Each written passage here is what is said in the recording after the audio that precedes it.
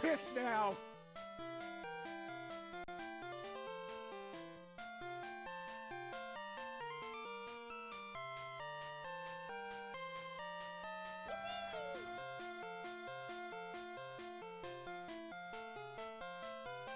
Hi, I'm Bernie Sanders. I'm running for president. Oh, what are you doing?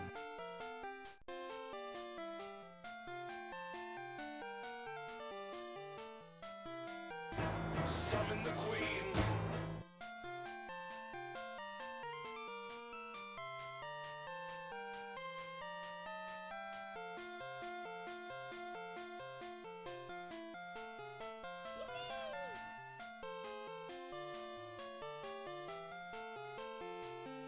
Good thing I'm extra hungry.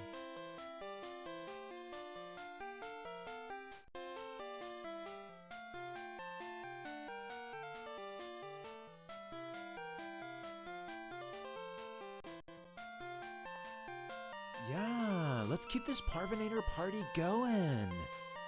Damn, a dead end.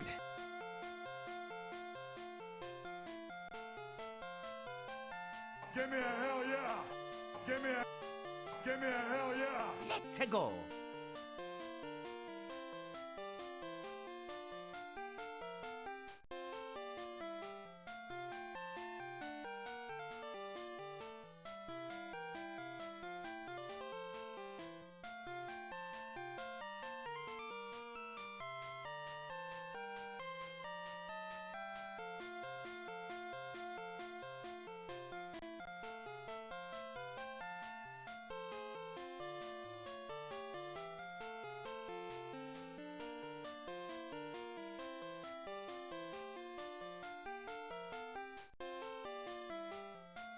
Okie dokie.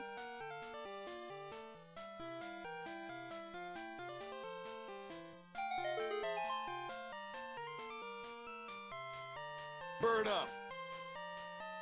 Bird up.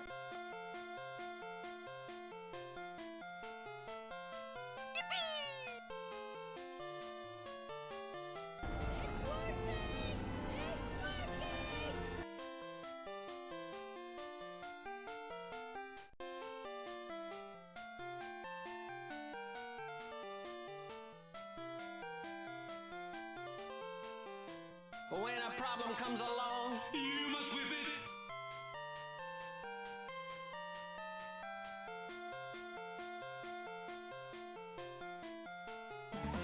Who's that Pokémon?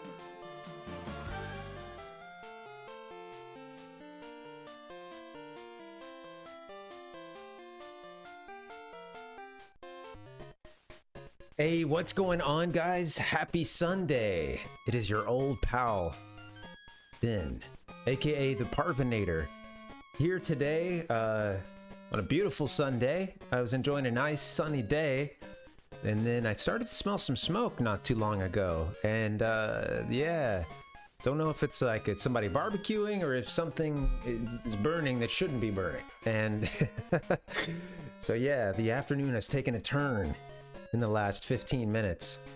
My beautiful afternoon. It's okay. It's all good. We're streaming, so windows are shut anyway.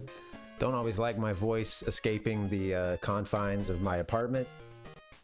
So yeah, we're live. Welcome, guys. Hope you're doing well. Happy Sunday. How's your weekend going? Thank you for the sub, Ash. Thanks for coming through. Yeah, I heard that as we started. Thank you, buddy. And yeah, good thing, I guess the alerts are working now. So yeah, that was we had a little instant test. Thank you for that.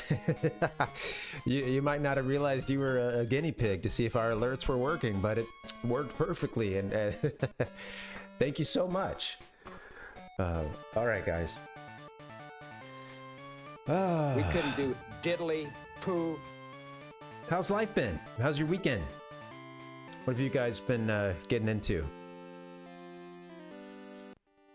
What you been up to? It's been a good one for me. I went to a concert on Friday. That was cool. It was funny because I went with my wife and our buddy, and I think all of us were just like you know, some shade of being tired, you know, like just being out of it and long week. And we went to this show, and I had forgotten that I guess, you know, since I wasn't the one who originally saw the image, I think it had been mentioned to me, but I just forgot that they had encouraged costumes. But like, you know, I finished streaming and then we got ready for it and left pretty soon, and hadn't really thought about costumes this year or anything like that. But yeah, I get there and, you know, I honestly, like, I could have pulled anything off. It doesn't matter. I feel like I would have worn it even if there hadn't been a critical mass of, or even if there, you know, like, but yeah, to make a long story short, there weren't a whole lot of costumes at this party and, or at this concert. They were there, and I don't think you would have felt alone, but there were many, many more people just in their normal clothes. And I feel like when think about a Halloween costume party, or a Halloween party, if you really want the costumes, yeah, of course, as you know, there's some unknown number where you hit this threshold where the party gets this extra weird aspect to it, and then the Halloween party spirit truly kicks in, where many people who might have trouble letting go are suddenly not giving a fuck, or living the life of this avatar that they are for the day, or this you know, this mask that they're wearing, or this outfit, this character that they're slipping into, the skin that they're slipping into for a day or for a night, you know. And it could be fun. Yeah, the concert was good. It was good to see our buddy too, and yeah, we were really tired, but then we came home at the end of the night to a sick cat, unfortunately. And oh, we can go to the gym now, right? I think we're in the middle of doing that. Taking on, yeah, we gotta go heal. I'll say what's up in the game in a second, but yeah, unfortunately got home, and yeah, our little kitty was she had been sick while we were away, and you know, had thrown up a couple times and was having trouble using the bathroom. So I think she's got another UTI, and which is can be a really common thing when cats have FIV like she does. So we've dealt with some that were recurring many times, and you know, just kept, you know, had to keep treating it, and then it would come back. And I think it's just kind of a thing, and she's starting to get a little bit older too. So well, yeah, it was just, you know, tough to come home to that, and you know, it's hard to see them be distressed like that too. Like, you know, you could tell she was in, like, you know, a really weird, anxious headspace about it, and you know, like it was just kind of doing that like 1,000-yard stare sometimes, and going in and out of the box, and then doing like trying to use the bathroom like all over the apartment, which she would never do, you know, just leaving a mess. And just like, you just feel bad, because like I kept just seeing her, and you could tell she was like, hey, something is wrong, you know.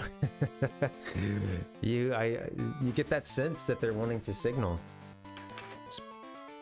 Speak of the angel, she's down here in the ground right now. She's trying to leave. Let me let this cat out.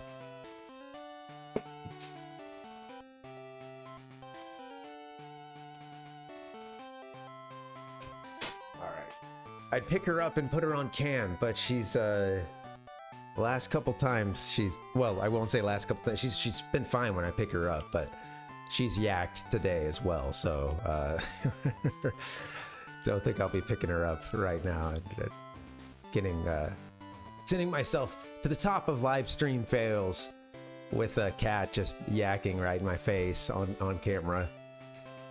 Price is a veteran who has trained Pokemon for some 50 years. I got a boomer Pokemon trainer here. Blah blah. Opponents with ice type moves. That means you should melt him with your burning ambition. I think once again we don't have I don't think we have a good answer for this guy. So we don't have a fire Pokemon.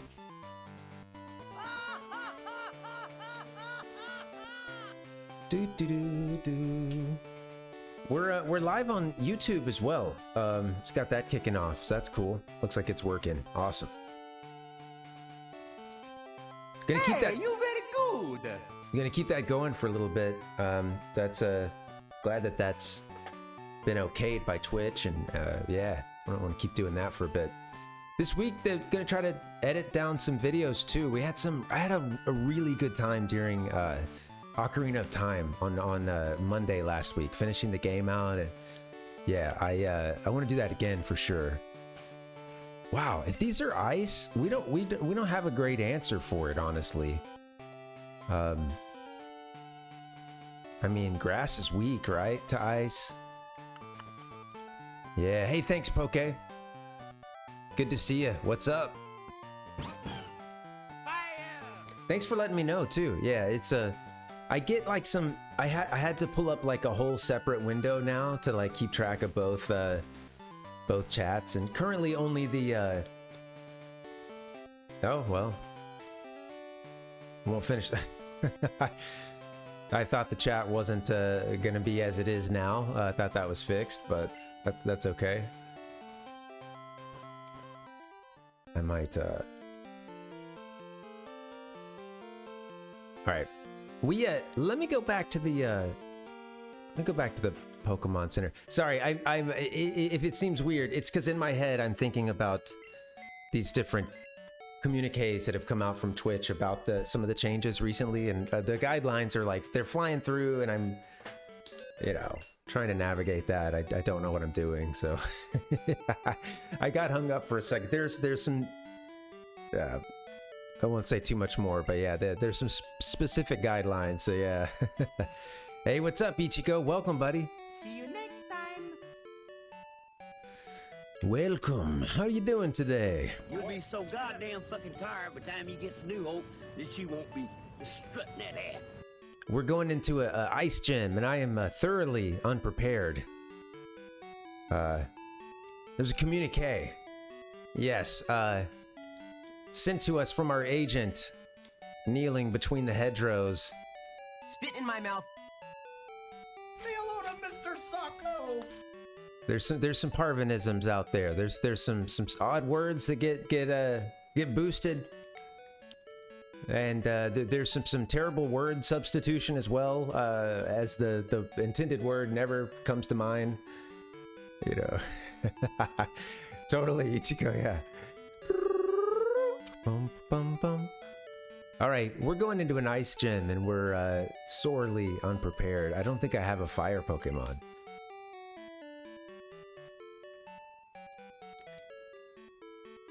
Do. Changing the box. Box are we in now? Box 2? Box 2. When I hear these box 1, box 2, or when I see that up there, I can't help but think of the Independence Day, and I'm still not even sure that they are. I don't know what they're saying. I don't think it's BOX box, but maybe it is. But as a kid, I just have those memories of watching Independence Day, and like especially that last scene. It happens a lot there. They're talking about firing. Oh, box 2. It shows the missile in the second position, like shooting off or something. We got any airplane or dog fighting nerds heads in the chat? You hit me up. Give me the correction. Gotta be first. We're not prepared for this fight. I didn't even check. What's funny is, since this is the patch for Crystal 251, where you can get all 251, we had a chance to get the fire starter, and I think I couldn't catch that one. It was like I only saw it once, and I don't know if it was just a one-time encounter, but went back to that area, didn't see it again. Excuse me.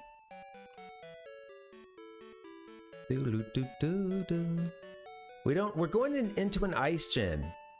What else is good against ice besides fire? I don't know, I'll look it up.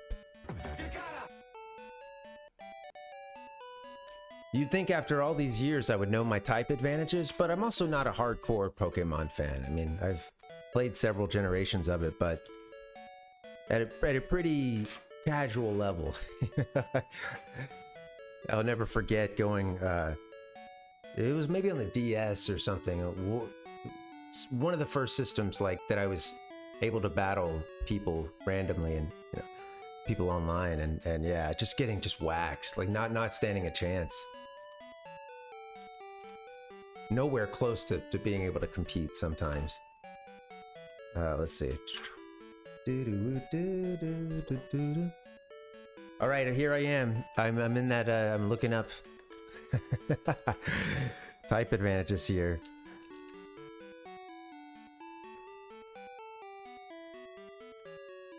Okay. Fire, rock, steel, or fighting. Okay. Well. All right. That's better. Fire, rock, steel, fighting. Well, we have those. Hold on.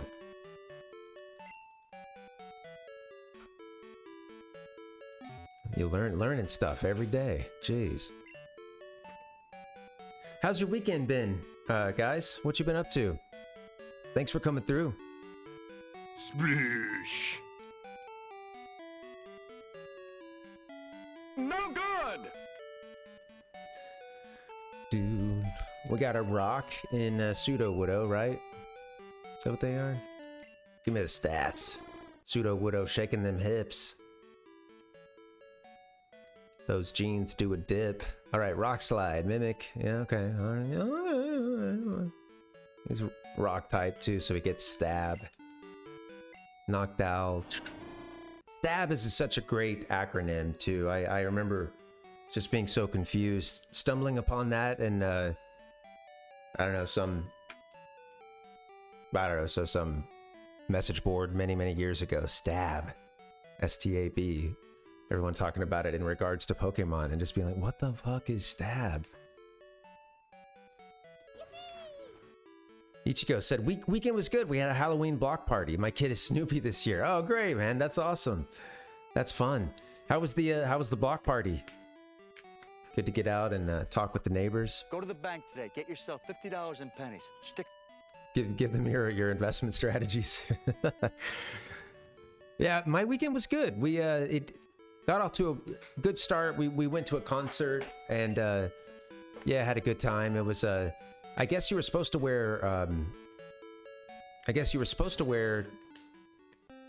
costumes, or costumes were encouraged, but hardly anybody did it. And I was talking earlier about how there's something special about a Halloween party when it hits a critical mass of costumes, you know, where like everybody just gets a little bit weirder and you know, a lot of people are kind of coming out of their shell and maybe they're feeling like you know, they're inhibiting some energy from this character that they're taking on, or this, you know, this new skin that they've slipped into. And this concert did not have that critical mass, and it was all right. The concert itself was cool. This guy played who does Radiohead, like mostly Radiohead covers, but he does it all with modular synths.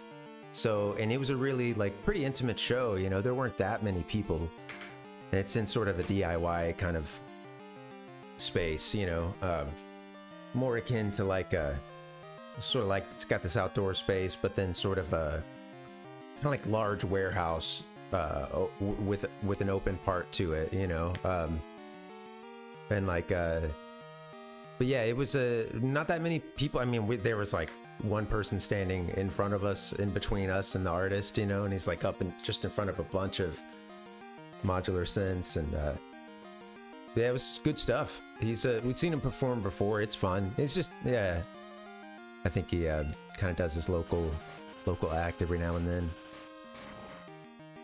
And yeah, that was cool. It's a lot of fun. We were all super tired though. It was after I streamed on Friday, and yeah, I think all of us we didn't have that much energy to give. So, you know, Also, the music too was also pretty good for not having a ton of energy. Like, we did like a little bit of light dancing, but there wasn't a whole lot of that. And yeah, the first opener too was very like kind of noise. I'm not sure, they were up in this sort of balcony area, like up in the kind of like loft section of this sort of warehouse looking thing, and they were, you couldn't really see what they were doing, but they had I should have gotten a video of it. You know what, I should hit my buddy up and see if he got it. But she was wearing this really large you know, like mushroom head, you know, I you know, definitely looking like Toad or one of the other like Toad Mushroom Kingdom retainer guys, you know.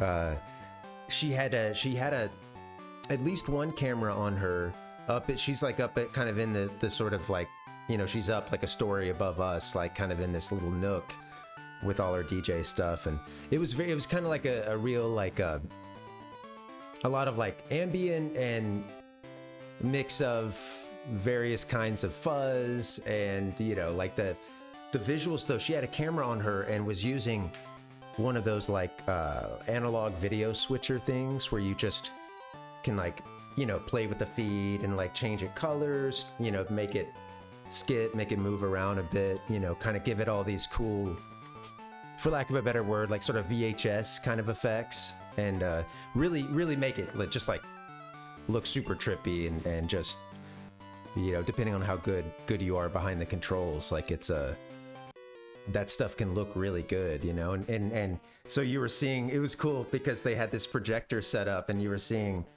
her, the camera was kind of coming sort of from above her, so it's mostly getting just this really big, well done, like Amanita mushroom head, like, you know, toad head looking thing. Yeah, it was really cool. Yeah, seeing that, and it was being projected onto this this wall, or you know, this whatever you call it. They had the little backdrop and stuff, but yeah, it was cool. And then you're just hearing this like kind of crazy drone music. It was very, very loud, you know, and it's the kind of, I like this stuff. I had to be in the mood for it, but like, yeah, I like some noise rock, or even just, you know, like sort of the noise or glitch kind of synth stuff, because sometimes that really droney stuff you get in the middle of it, and you just start to, it's interesting where your mind goes, like when you're listening to something that isn't verse, chorus, you know, like something that is kind of wall of sound, and it's warping, and it is changing. It's not just the same thing, you know, the whole time, but like, I feel like at a certain point, something starts to crack open a bit, and your mind starts to wander, and maybe you're, you know, just kind of interesting what it can do, like, you know, take you transport just a little bit, you know, like I think it's that repetition or that sort of drone to it, you know. But yeah, it's fun. That was fun. Yeah, just some local acts. It was a lot of fun, and got home though to a sick cat, so won't repeat too much of that. Just think we have another UTI, you know, kicking off. So she's doing better already. She's started all the meds and everything, but yeah, I came home to a cat who had been sick, I think, for a few hours, and left a lot of mess, you know.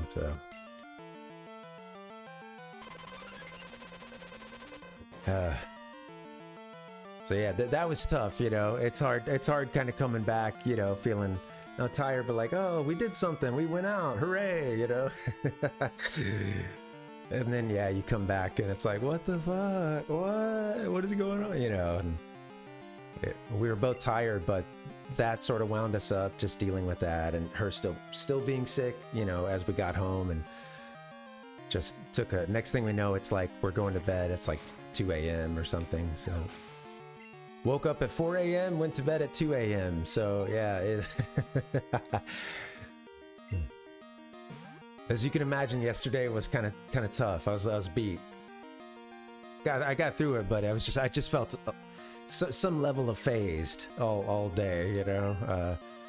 Yeah, thanks, Ichiko. Yeah, she's doing better already. And actually, this cat woke me up. This was before she was showing any signs of being sick, but she, around 4 or 4:30, she, I don't know if she was like hunting something, but yeah, she'll just start like, ow, ow. And she'll like come in and go in the room making that like, ow, ow, you know, just doing that, and then like jump on the bed, and I think to check to make sure that we're cool, or I don't know, maybe she just gets lonely, you know, and wants some attention, but... And it was just one of those things, like, after that, she didn't keep bugging, but I just didn't really go back to sleep after that, you know? It's kind of... You're lying in bed, and you're like, ah, I'm too awake right now.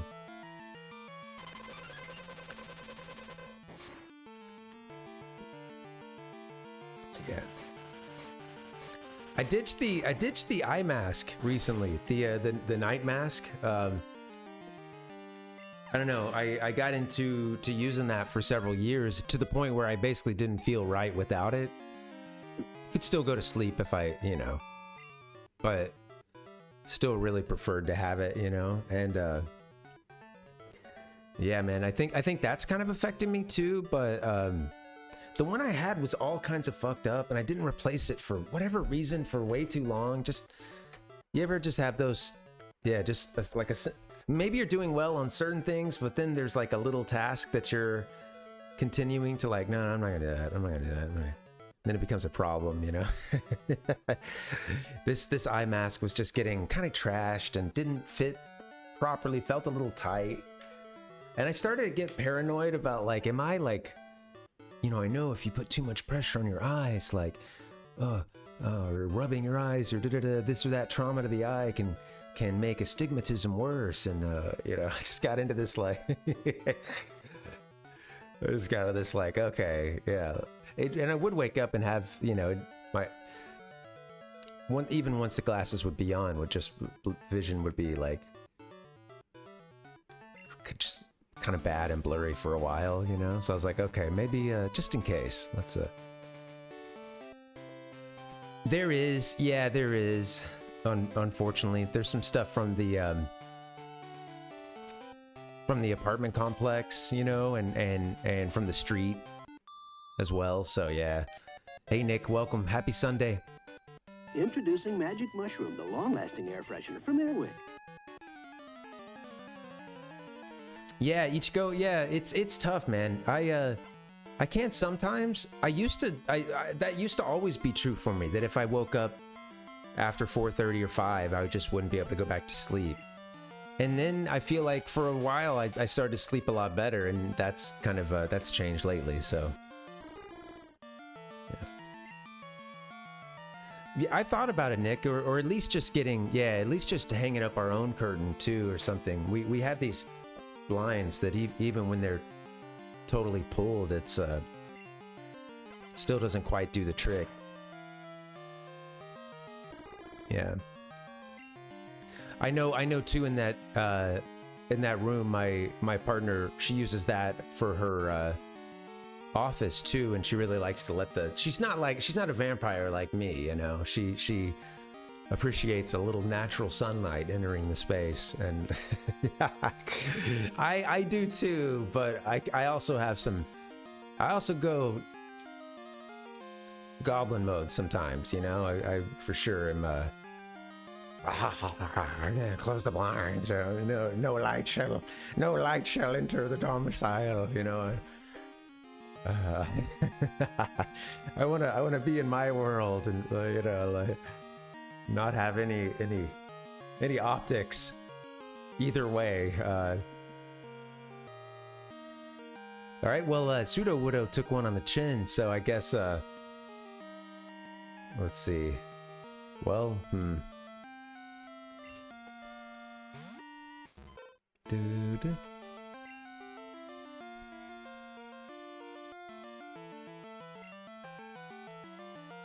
Yeah. You know, for me, it's like just certain times of the day I don't want the light, you know, at all.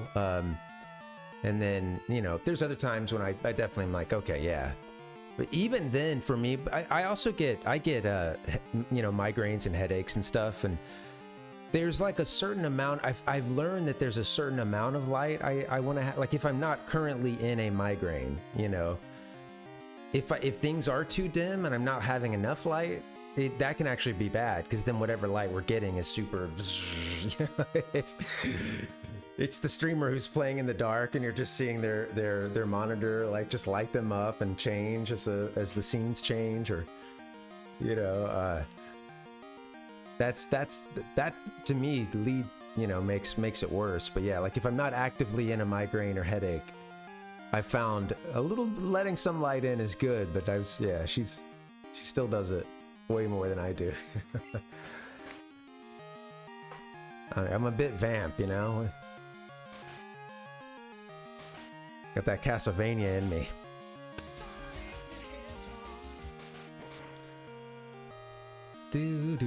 That Drac. Come on, Poop Vein, wake up and put Jinx to sleep. There you go. That's what we like around here.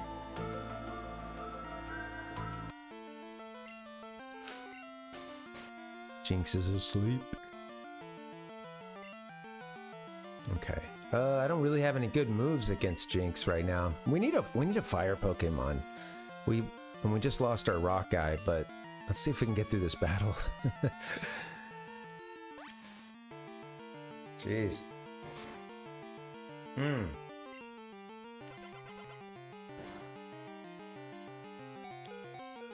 That's not good.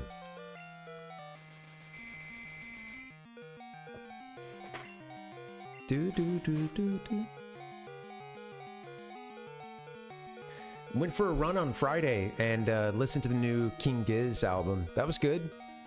I've been a big fan of theirs for many years, and yeah, it's different. They're mostly rock oriented, but this one is it's got some, definitely leans into some EDM, some house music, some other stuff too. There's some callbacks to a previous album that was cracking me up. Yeah, it was cool. That's good music to run to as well. You know, most of it's very high energy, and like I said, most of it leans rock, you know, like and from like, you know, sort of psych rock up to it's pretty crunchy metal. Oh, you were finished. Oh, well, allow me to retort. All right, this isn't gonna work. We don't really have a good, just get through the battle. Come on, just win, baby. Absolutely.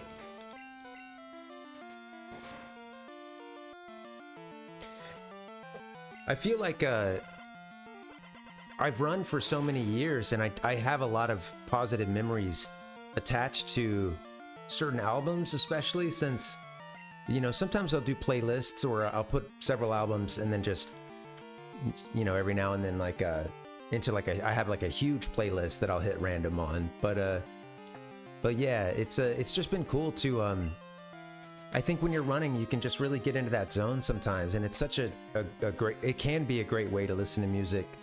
It's funny too, because the ways that I can be distracted from even the music, like if there's people that I know that I see during the run, or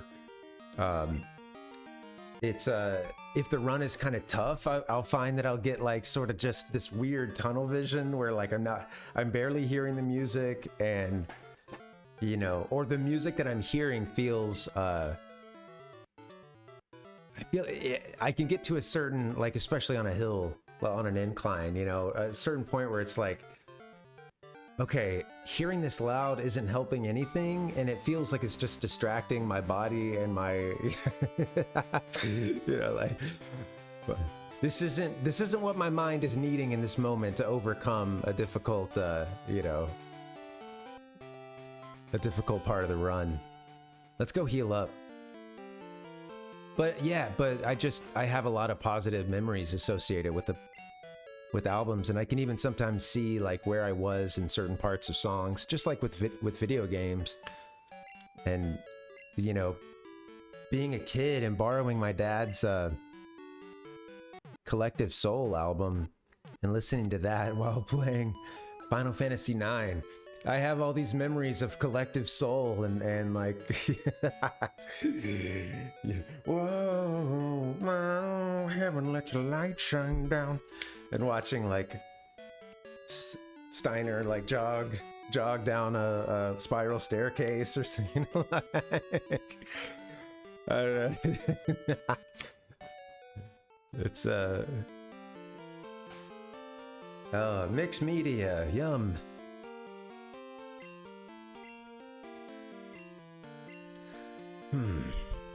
Oh, you were finished. Oh, well, allow me to retort. All right, we got a couple more people to fight. I think we might be leaning on our pseudo buddy.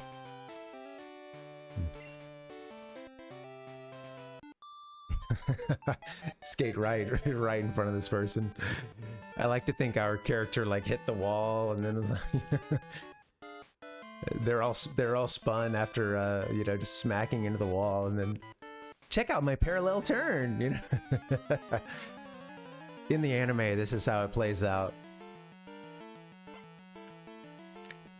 Skier Clarissa comes in and does the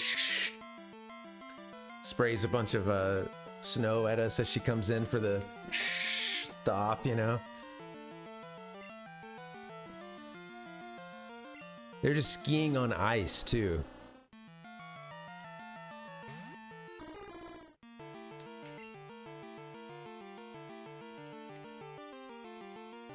Anybody here ever done any skiing or snowboarding or anything like that?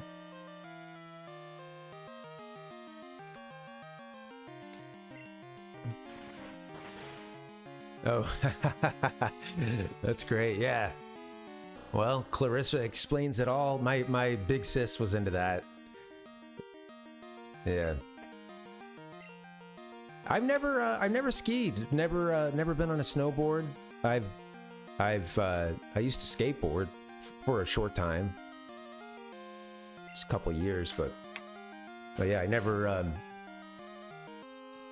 Yeah, I think it'd be fun. I know people. I think either one would be fun. Yeah, skiing or snowboarding. I know people say snowboarding can be tough on your knees. Tough on your knees? Better pick up the skis.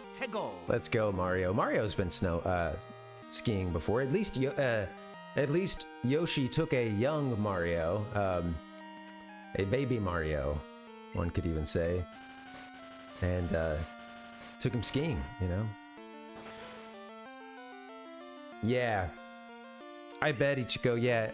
I think when people talk about snowboarding, I think it's like, yeah, specifically that, you know, just sort of the, those kind of lateral movements that you're doing on your knees, you know, and I bet I could see skiing being really tough too, and that impact hurting.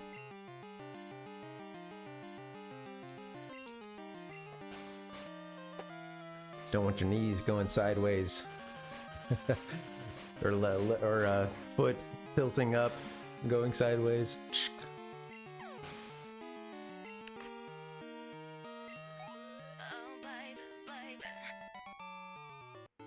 Yeah.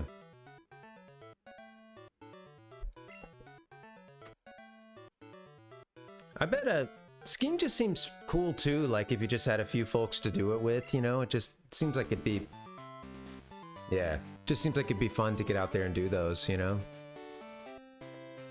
Take the ski lift. I'm from Alabama, so I'm not an ice guy, you know. Maybe that's why I was a little paranoid when we walked up into this gym, you know. Hey, 1-800, welcome to the sesh. Give me a hell yeah! How you doing? What's up? Feel free to do whatever you need to do for this sesh. You looking to smoke a J? Smacky boo. Pseudo Woodo. How you doing, 1-800? How was your weekend? We're just talking about I was gonna say ice sports, but that doesn't sound right to me, and would be much more inclusive than just skiing, and there's more ice sports than skiing and snowboarding, you know? Okay. Oh yeah, never been on the slopes. I did get to see the slopes when I was in Japan. When we took a trip, I got to see some of the Olympic ski slopes. It was during the summer, so there wasn't, at this point, there wasn't still any snow there, but yeah, it was cool. They had actually like engraved in Olympics rings, like the logo, the rings or whatever into it, if I remember correctly. Yeah. Ice skating. I've been a couple times. Never got my, never got into it, or never got good, really. I wasn't like, I didn't have to like hold on to the side, but I could skate around, but I never felt comfy, and it blows my mind, man, to watch, every now and then we'll put on some hockey. It's not that often. Usually it's more like we're catching a highlight or something while watching something else, and dude, I just see how they just live on the ice. Like you get to a certain level of proficiency, the same with like, skateboarding and other stuff, where you just like, you can do it so casually. Your body is so yeah, like so accustomed to it, that, and just watching like like watching hockey players, just the way that they'll so effortlessly like just go backwards or just be hanging out or talking, they'll fight, they'll do whatever, and they just have such, the balance is not even part of the fact, it's not even like factored in, they're it's so cool.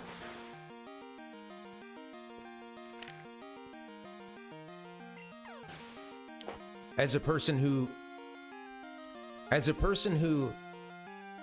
could skate, ice skate, but pretty much think of me as like a, out on a lake. I'm the like a boat that is a little bit out of control and needs to kind of like, I can't stop. I never really learned to stop that well. So it was, once I get going, it was kind of a, all right, I'm going to glide to the side now, and like, I didn't, if I needed to stop, I couldn't do the or any form of, just stopping. So yeah, I'm gonna go direct the boat that's out of control over to the side here.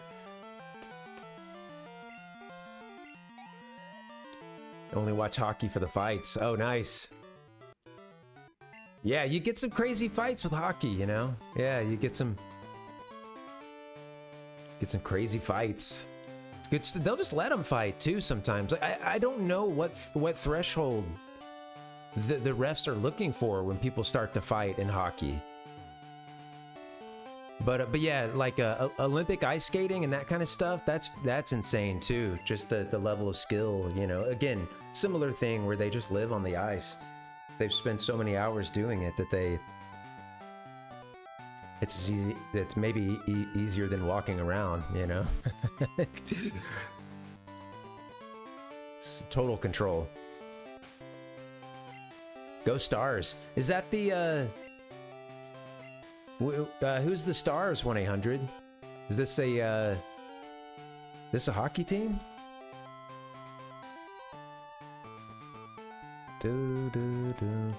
They're a professional ice hockey team based in Dallas. They compete in the National Hockey League as members of the Central Division and the Western Conference, and were founded during the 1967 NHL expansion as the Minnesota North Stars, based in Bloomington, Minnesota.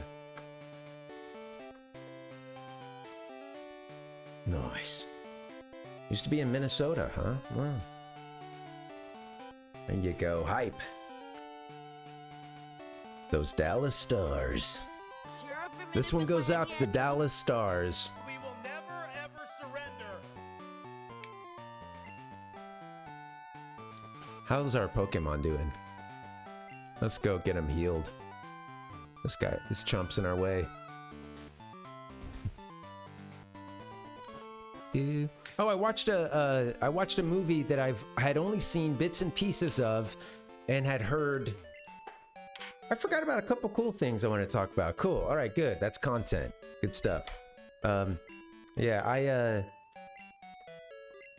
I watched a movie last night that I hadn't seen before, and had seen clips of, and had heard people quoting it all the time, and that is Young Frankenstein. It was hilarious. Yeah, it's funny. I like Gene Wilder. A lot of that director, shoot, his name is escaping me, but yeah, a lot of his stuff is the humor cracks me up lots of times, and I appreciate a good, like, a lot of it is wordplay based, or just, you know, kind of sometimes teetering on absurd, but also just like grounded in wordplay, or, you know, misunderstanding. You know, it's funny, man. Mel Brooks, yeah. You know, I remember as a kid seeing, like, my dad would be watching Naked Gun, whatever the number is, you know, I don't know. And those, yeah, just like kind of cracking, you know, I don't know. It's just, some of it is really funny, and you know, I'm a fan of the pun. You know, I'm a good fan of the old pun. Not to say that movie is all puns, but yeah, it was funny. Definitely heard it quoted a whole bunch, and had actually heard one of the songs out of it earlier in the weekend, not knowing that that's what it was from until someone mentioned that later that night. And that was, all right guys, spoilers here for the movie Young Frankenstein. But the putting on the Ritz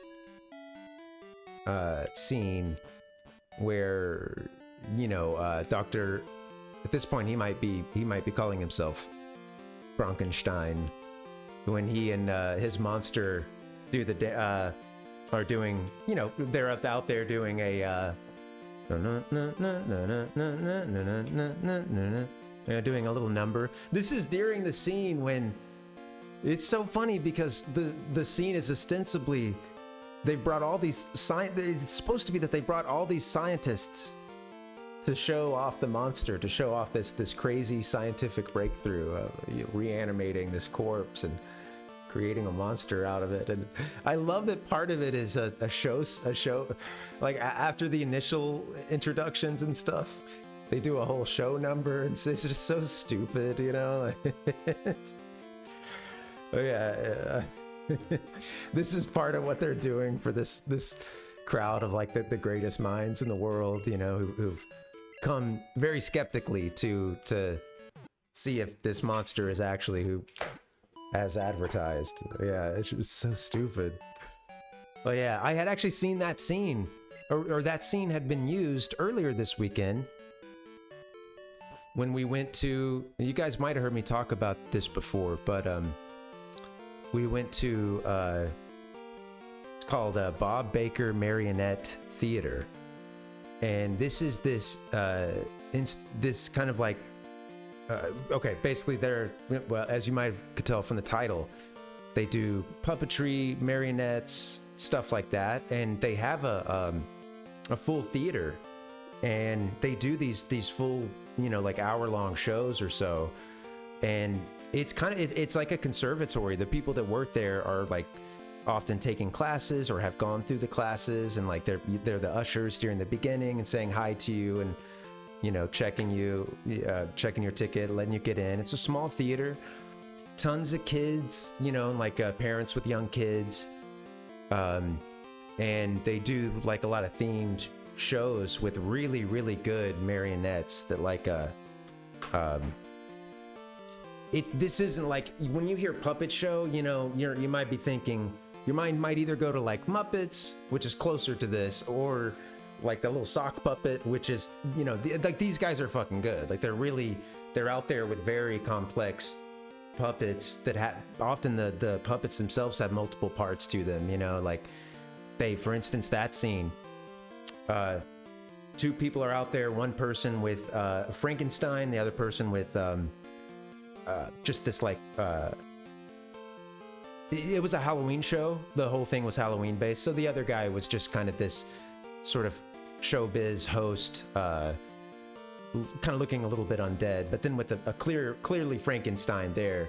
And yeah, they did that putting on the Ritz scene during that show, including like having like moving the clubs around and stuff, and like having them dance and take their you know, take his head off, or take his the top hats would come off, like little things like that too.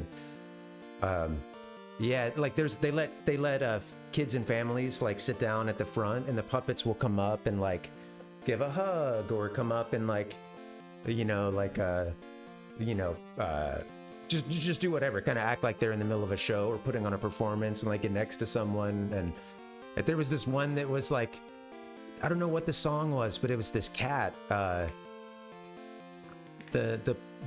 puppet was this like cat. It was this old. A lot of the music is very old timey, because this theater has been around since 1960, and they are actually no older than that, because they say it's 60 years old. So you know, it's been around for a long time, and it yeah, I got that back. Yeah, I got that mixed up. Yeah, they say like at the beginning it had been around for 60 years or something. A lot of the puppets, some of the puppets are original ones too. But yeah, they do these full, like, it's about an hour-long show, and it's kind of interactive with the puppets hanging out with the kids sometimes, and new people coming down the aisles, new puppets at times, and lots of moving backgrounds that people are picking up and moving between scenes very seamlessly, you know. It's a great production. And yeah, if anybody ever finds themselves in SoCal, and I mean, this is stuff, I'm an adult and I love it, but yeah, if you check it out anyway, but like if you've got kids, for sure, if you want to take them to something that's pretty unique and cool, this definitely would recommend it. Yeah, it's they're like a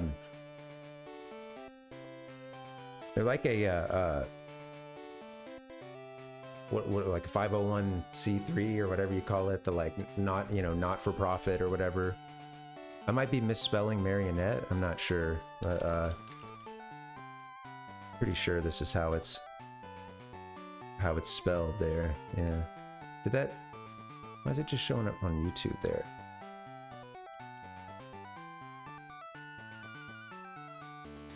Sorry, I'm doing the multi-streaming thing, and yeah, trying to figure out why some things are only... There it is, okay. I was trying to put that on the screen. Boom. But yeah, definitely, I think that'll get you there at least. I think I misspelled marionette. It's TTE, yeah. Whatever. Yeah. Should have spell checked that before I just sent that through. Damn! Good stuff. This is a pen. Yeah, it was cool. They did it, like I said, it was a Halloween show, and they did exactly, Nick, yeah. They did a lot of great scenes, and I was starting to say earlier that much of the music is, a lot of the music is pretty unique. It's like you'll hear a couple things that you recognize, but then there's just a lot of like kind of strange comedy-esque songs from the late 50s and early 60s. They really fit into that sort of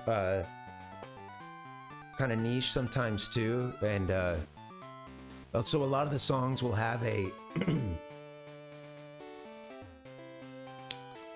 kind of a, you know, like a 4 or 5 part sort of harmony, and they just sound very old-timey, and maybe they're playing on some...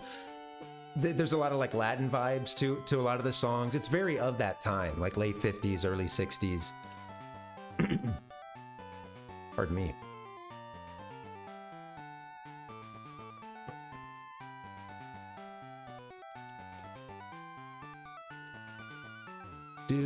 I need to get to this guy. Oh, oh my. Do. Is it time to fight the boss? Screwed it up, didn't I?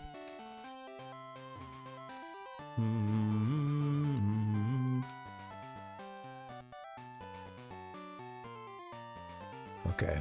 Come on, yo.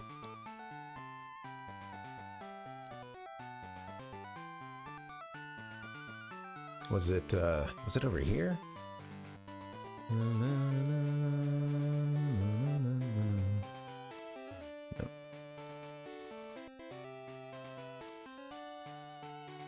Come on. I think I even got up to him earlier. That's funny. I'm just a little turned around.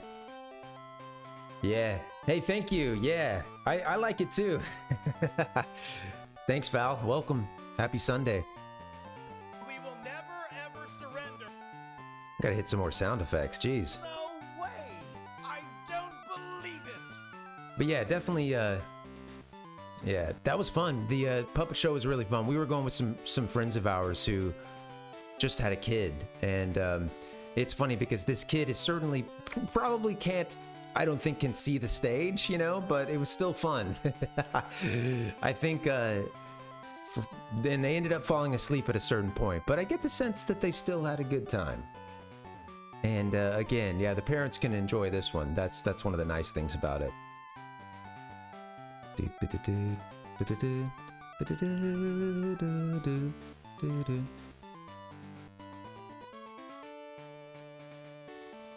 So, trying to figure out, oh, I think we need to, let's see, hold on.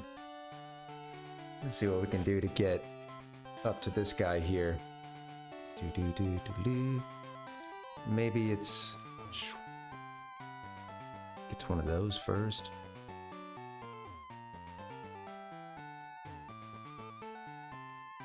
Yeah, okay, well I need to get to those, sort of one of these at the bottom. Yeah, that's it.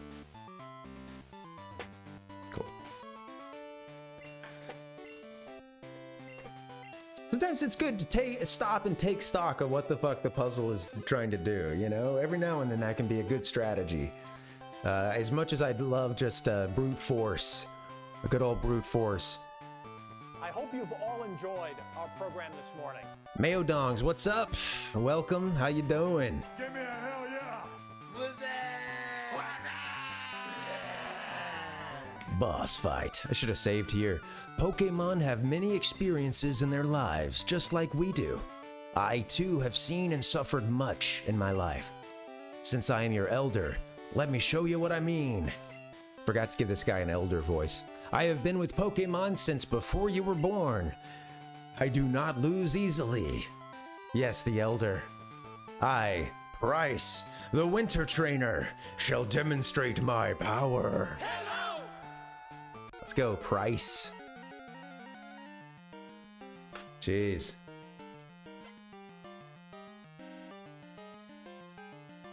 Oh, damn. Sorry, Mayo. Man. What is it about my program, you know? Like, my program's been acting up lately.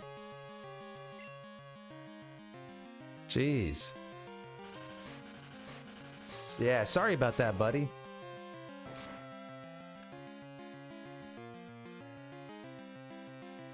You will, yeah. Sure. Oh, cool. Very cool, yeah.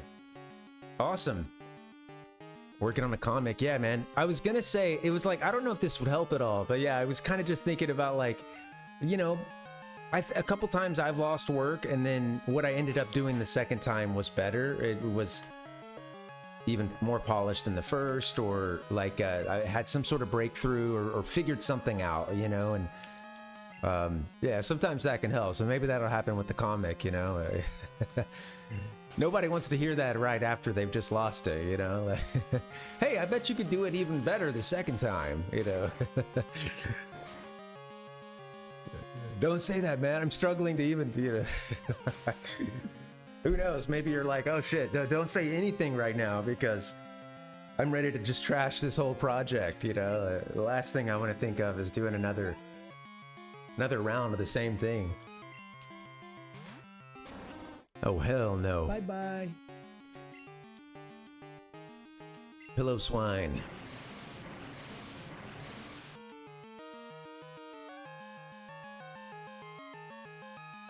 Yeah, right. I know, I need to get on my storage game. I have a lot of stuff that I would lose if this laptop were to go down, so I need to get that on some, I don't know, I guess either in the cloud or on some external websites. or hard drives on some external websites, aka the cloud. Thank you so much for playing my game.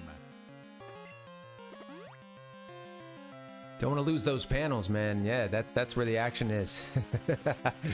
Whole panels. That takes a long time.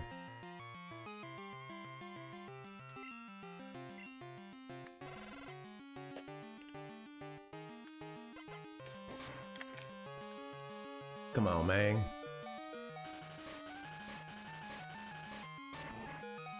Take this guy out. This shaggy piece of sh. Pseudo Widow's gonna die.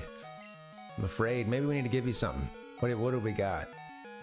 Bottle of water? Did I ever get another bottle of water? I didn't.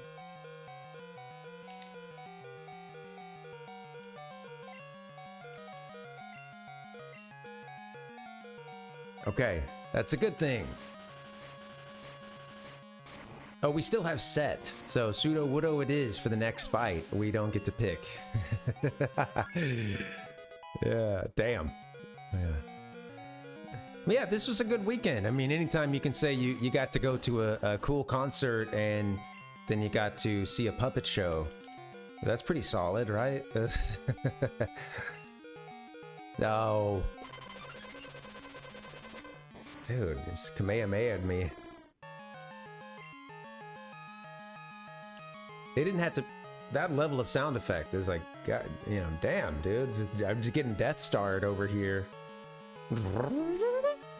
Aurora Bee.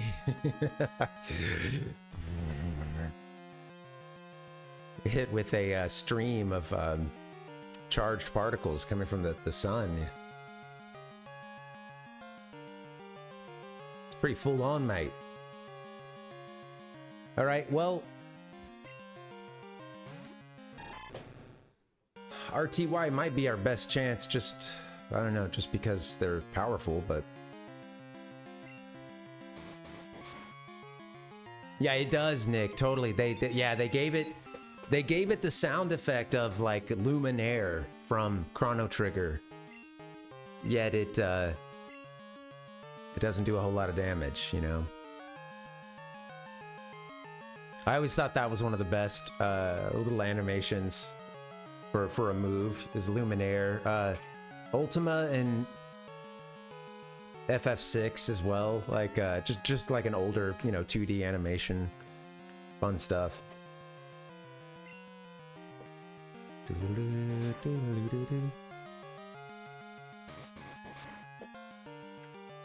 Yeah. And the way they put a lot of love into that animation of Chrono too. Just like levitating up and then, you know, I feel like I'm doing the like.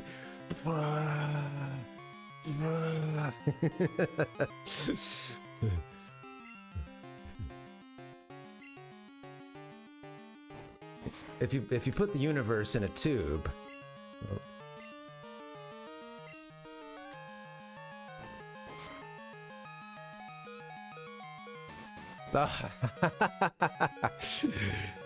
Well, yeah. Man, that teacher just out here stifling kids' dreams, you know? Let us use the word Ultima. Come on, let us have a little fun.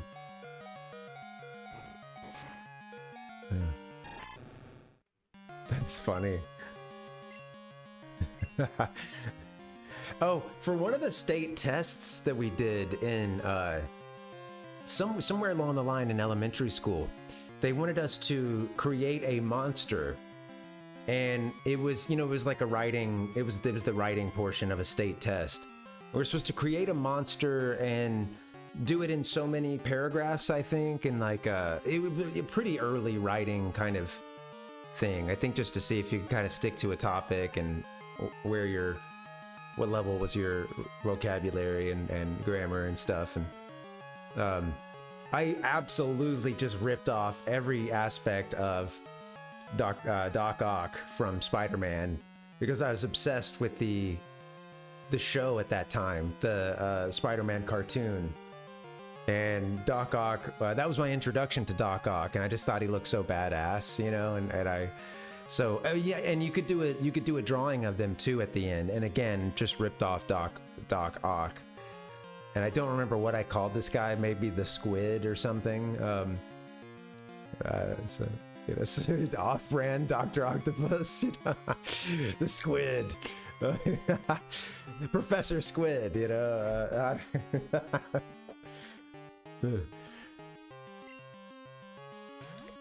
What other profession besides doctor? I need some kind of, you know, status or honorific.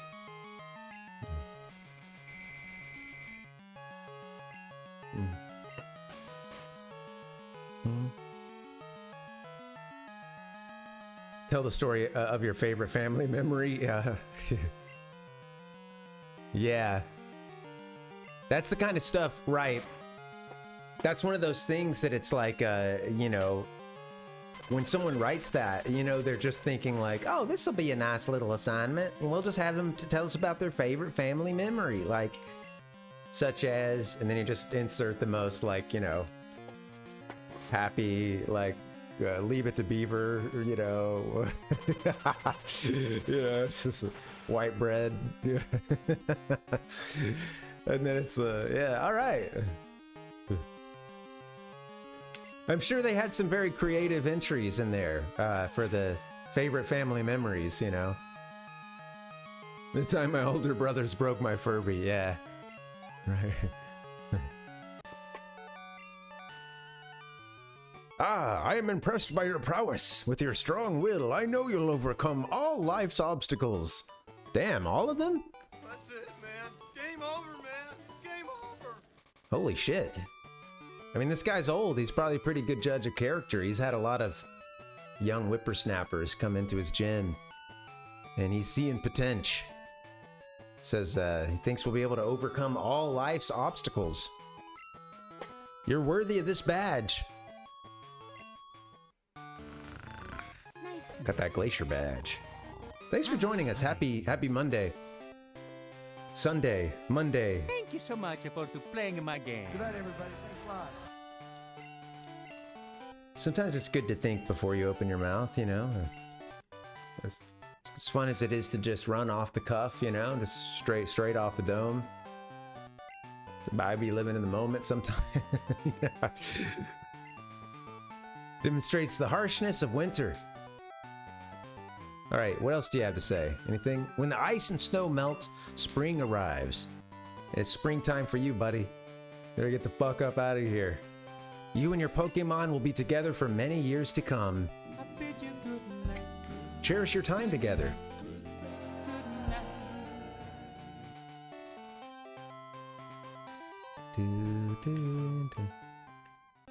Yes.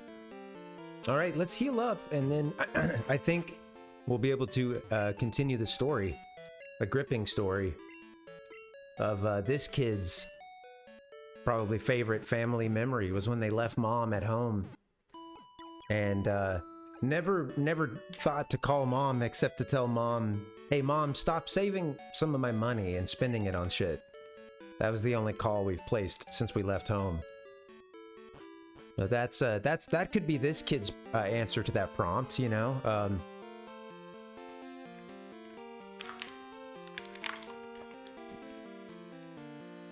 When I was a teacher, I think one of the best prompts I ever gave, just because of the material that came out of it, was it was on a poetry unit, and we were talking simile and hyperbole, and how to use them and the difference between the two. And it's just like a little daily quiz thing after we had done a lesson on that.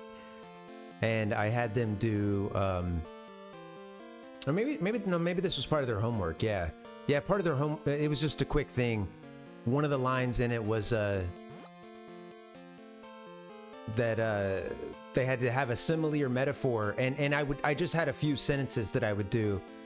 You know, school, like, and towards the end I just wanted them to have some fun with it, you know, and like school is, and then blank, and underneath it might say like metaphor. So you got to use a metaphor for school, or school is simile. You know, just a few things, I think I tossed out like a couple of like musicians who were popular at the time, or like, you know, I knew at least the kids would have something to say about it, you know, because they're in 6th and 7th grade and they're very judgmental and very, you know, opinionated about this stuff. So I think I think one of them was Nicki Minaj. I had put like one of the ones that they had to do was Mr. Parvin. They had to do a metaphor for Mr. Parvin. And I kept a lot of the best ones. I ended up well, that is to say, when I turned everything in, somehow those were left behind. And it was just so funny, dude. One of them was like Mr. Parvin is a runaway. It's like Mr. Parvin is a runaway dumpster or something, a runaway rolling dumpster or something, and like they're most of them, they didn't do the full aspect of not just saying like is and then a thing that it's supposed to be like, but kind of explaining it as well, you know, like maybe the correct, what I was truly looking for and what we had practiced and talked about was more like Mr. Parvin is a, you know, I don't know, like it's more of a full sentence kind of thing, you know, and not just is a blank, which, you know, I guess you can make that a sentence, but yeah, you get what I'm saying. They're supposed to kind of explain the metaphor a little bit as well, if they could, but yeah, so that was one, total dumpster fire. Yeah, it was something along those lines, yeah. There was, I wish I could think of them right now, but someone did Mr. Parvin is something along the lines of like, Mr. Parvin is a little silly boy or something like that. Like that was one of the answers, you know, or is a silly, it was something like a, yeah, very, you know, like they knew what they were doing and writing it, you know, it was, yeah, but yeah, some of the answers, like I had one for the school and like it was just, it was cool because it got them engaged more than some of the other assignments that we had done. And I got to read the kids just, you know, totally roasting me, which was always cool, you know.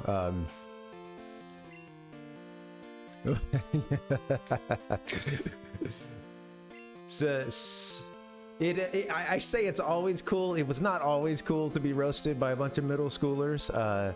Sometimes it hurts, especially when it's really, really, you know, a critical mass of them. But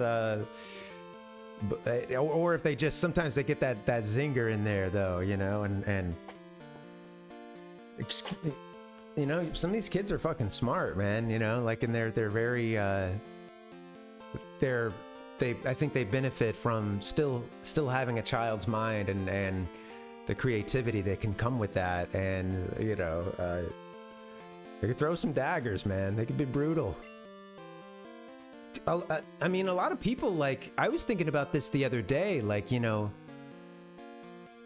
I don't think I'm like a total dummy at this point, but intellectually or in terms of like writing out arguments, being in the practice of writing, or kind of being in that sort of anything writing towards academia or towards you know, critical writing or whatever, it's like the time when I was the best at that was a very long time ago at this point, you know. It was when we were doing it regularly in school, or when I went to college, you know. And like after that, though, you start working, and depending on what your job is, you know, surprisingly, you might not be just writing essays all the time, other than when you go into r/gaming, and then your best work, your most creative work comes out. But yeah, yeah, I bet, Mayo. I took a creative writing class in high school too, and I remember this one story that I'm like, it's so funny to me because it feels like such a it was so long ago, and it feels like it's a different me talking through it. But yeah, I did this story in a creative writing class we had in high school. I would have only turned this in because I thought the teacher was really cool. But at this point, I did this story, and it started with a bunch of kids, like maybe high school age, and they're at a skate park, and like the day sort of sucks. Nobody's really nobody's really landing much, and like they're just kind of bored, and I even wrote in there that they, like, I guess one of them, like they decided to smoke a bowl, and it was one of their first times. And I barely knew what smoke a bowl was at that time. I wasn't a stoner. I'd never smoked weed. I don't even think I drank at that point, and so I wrote, right, 1-800, totally, yeah. It's where your best stuff comes out. Well, yeah, I wrote that they smoked a bowl, and then it was that one kid's first time, and he decided to drop in at the skate park, and he did on a whim, he did a Christ Air, which of course I only knew because of Tony Hawk's Pro Skater. But he did a Christ Air, which is where in midair you extend your arms out and like Jesus Christ on the cross, if you're not familiar with the reference. And there's a bunch of books about it, but he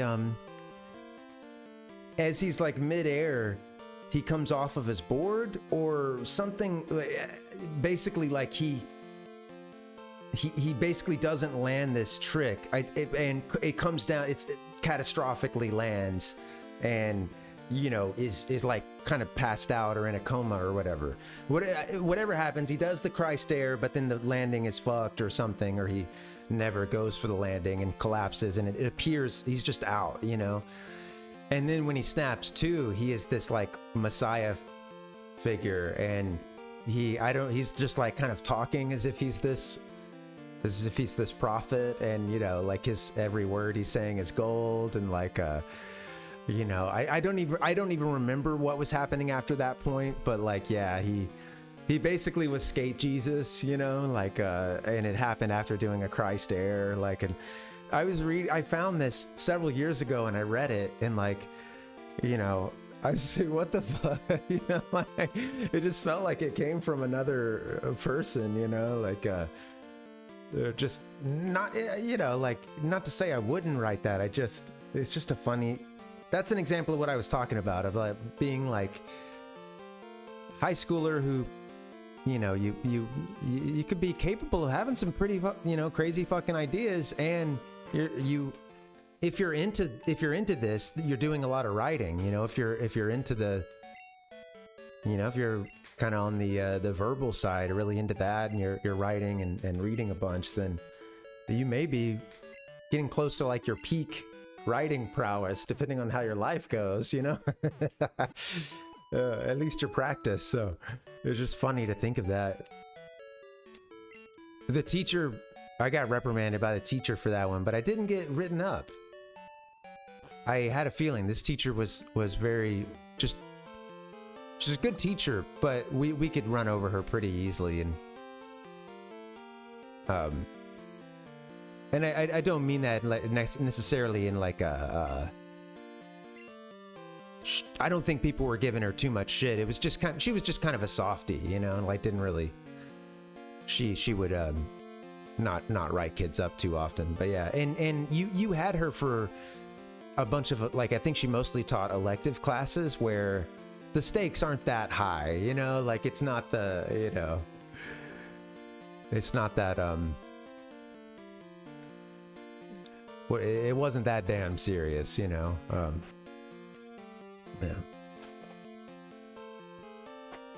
Yeah, they can, Mayo. Yeah, it's too bad. It's too bad that so much of teaching, especially now, is comes down to only classroom management, and so much less about actual pedagogy, connecting with the material, with the students, and teaching them, and also, pushing a bit of, knowing when rigor can be a good thing, you know, when it can be a good thing to have high expectations or not mess around or get a bad grade because you didn't turn something in on time, you know. But yeah, it's tough because a lot of teachers, man, they since so much energy has to be spent in the classroom management, it can be difficult to you know, and the teachers who tend to be more on the like creative and the side that can help try to bring that out, they get burned out, you know. I saw it myself. Yeah, props to people who are still doing it. I knew good teachers for sure, and I had a good handful of them, you know, and since I was a teacher myself, there were a few that I was around, and a few of the ones that I went to school with. Two of my closest buddies during the last couple of years of college, we were kind of the three musketeers of dudes in these English education class, you know, getting our degree. It's like a kind of a double degree in English, and then in the teaching side, English language arts, finishing with your teaching credential for that state. And there were two buddies of mine that we were good friends. We met because we were ending up in the same classes with each other, and often being the only guys in a not that big of a class. These are when you're higher up and the classes can be smaller, you know. Or you know, you're closer to graduation, the classes can kind of get a little smaller and more specialized. And so we ended up hanging out a bunch, and those two dudes, they're still teaching and doing very well too. They're in like kind of positions of all right, Tully, sure. They're kind of like in charge of their departments, or you know, helping to write the curriculum and you know. But I do remember, I'll just say this, but I do remember some of those classes that I took, and kind of thinking like man, some of the folks here that want to teach, many of them, it just kind of seems like they're not really like some of the ones that I was around. It just had me a bit worried, because some of them just seemed like they weren't really that hugely interested in the subject matter that they were getting a degree to teach people in. And you know, this was at a university in Alabama, and again, I don't by no means think I'm talking about like everyone or even most, but it was just quite a few. Really, it just sort of had that feeling of like, well, I guess I'll teach. I like kids, you know, whatever, sure. You know, and then a lot of them had big like, oh, I always did well in English class, and I want to, you know, I'm good around kids, you know, but I don't write. I don't like to be in plays. I don't do a ton of reading. I don't, you know, like, you know, I'm not into poetry. I'm not da-da-da. And it's like at a certain point, it's like, well, you know, like, do you actually do the subject too? Like, are you really that, creatively engaged, you know, like, are you into the subject that you're getting a degree in to specifically to teach people in, you know what I mean?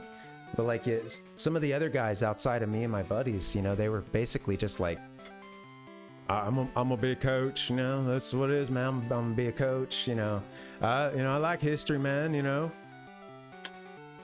I'm gonna be, you know. Oh yeah, and you know what is difficult is many of those teachers, some of those teachers who weren't that into the subject matter, well, the people that I was with who were studying to be teachers and would go on to be teachers, and at the time it didn't seem like they were really that into the subject material. Some of them would be the ones who would not get washed out because, you know,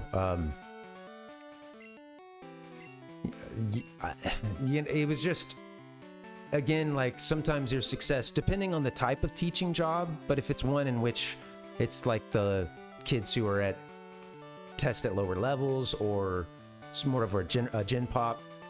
That sounds like jail or some shit. I'm not going for that at this moment. Not going for that analogy, but you know, like the general ed kids and the ones who are the classrooms that have everybody in them and stuff. And some of those teachers were just really good at classroom management, and that was what mattered more than anything else, was being able to keep the kids in their seats and not, like, you know,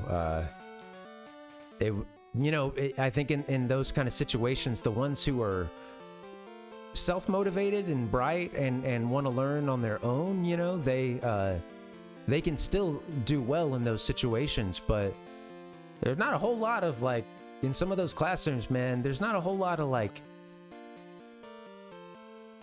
you know, learning or excitement or any, you know what I mean? There's not a whole lot of seeds of knowledge and interest getting watered, you know. It's just not happening. It's getting planted, getting tended to. Yeah. Backing up just a bit, 1-800 said, yeah, God bless all my English teachers. I know, man. Jeez. God bless all my teachers. I gave a lot of people hell. I was mostly just a hyper kid. I wasn't usually mean to the teachers, but was hyper AF. Mayo said, I remember high school being a lot of doodling and writing my own stories during lessons. Yeah, me too. Trying to finish homework assignments, or just sometimes being bored because things would be really easy, you know, and not always, but in some classes it'd be really boring. So you could just, you know, you could get proficient at having the skills to just get through whatever quiz or assignment they're giving you and do it really quickly. And then go on to the thing you want to do, which is work on your comic book, making fun of your teacher, you know, or drawing in the margins of your notebook. Yeah.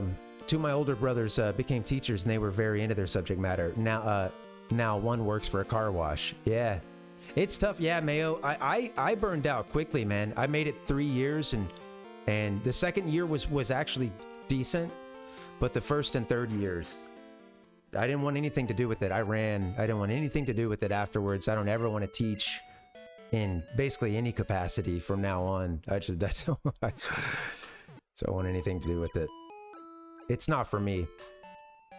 And I'm thankful that people do it, because public school is important to me. And I do, in my own public school experience, I did have some teachers who got me fired up about things that would have such a huge impact to my life, a positive impact, and be a big interest, you know. But it's a difficult system, you know.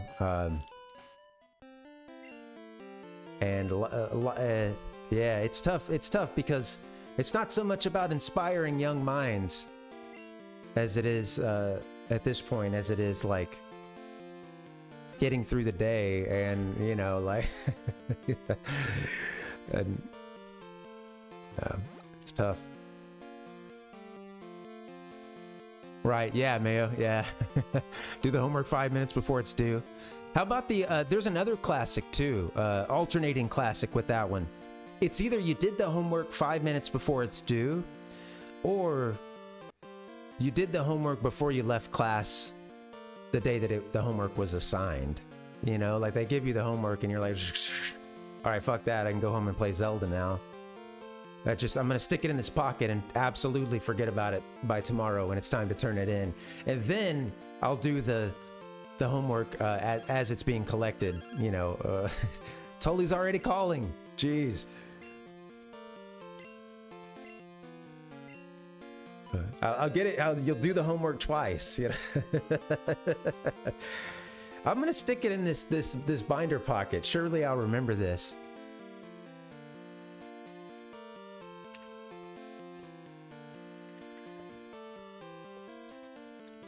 I don't know where we're supposed to go at this point.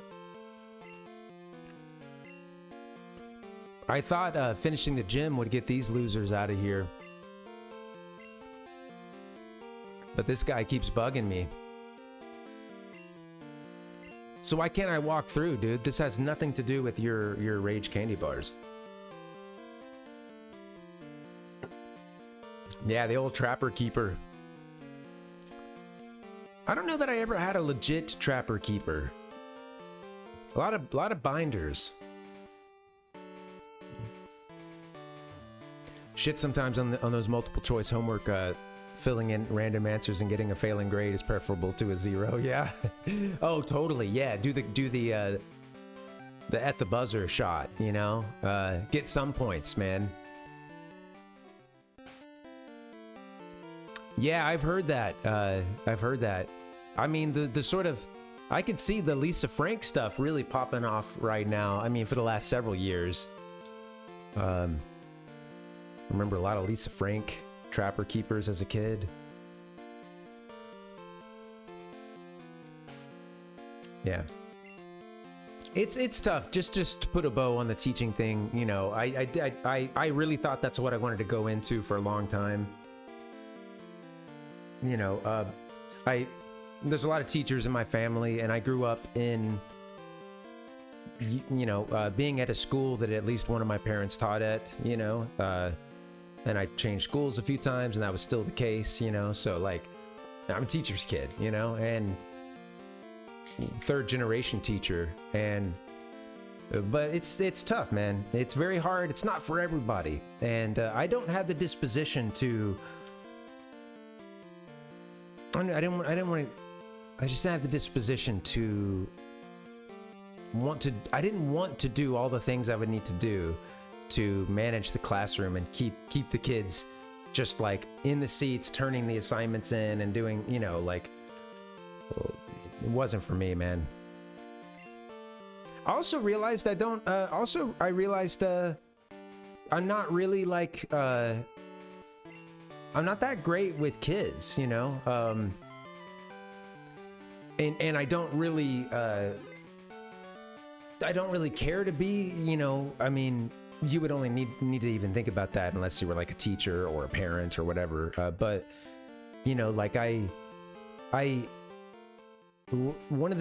was trying to put a bow on this, and now I'm getting into another story I told a couple times. But like, it was very hard for me sometimes to, you know, to connect with what some of the kids were going through, because, you know, they're middle schoolers with crazy middle school emotions, and it's just hard. It would just suck when an entire lesson, an entire, like, you know, period of the day would get thrown away because someone's like 6th grade boyfriend broke up with them, and the two of them are both like upset, and you know, this broken up couple is like walking in late and with friends, and they're looking upset and crying, and like, you know, kids, it's the shit like that, and I was just like, man, you know, I'm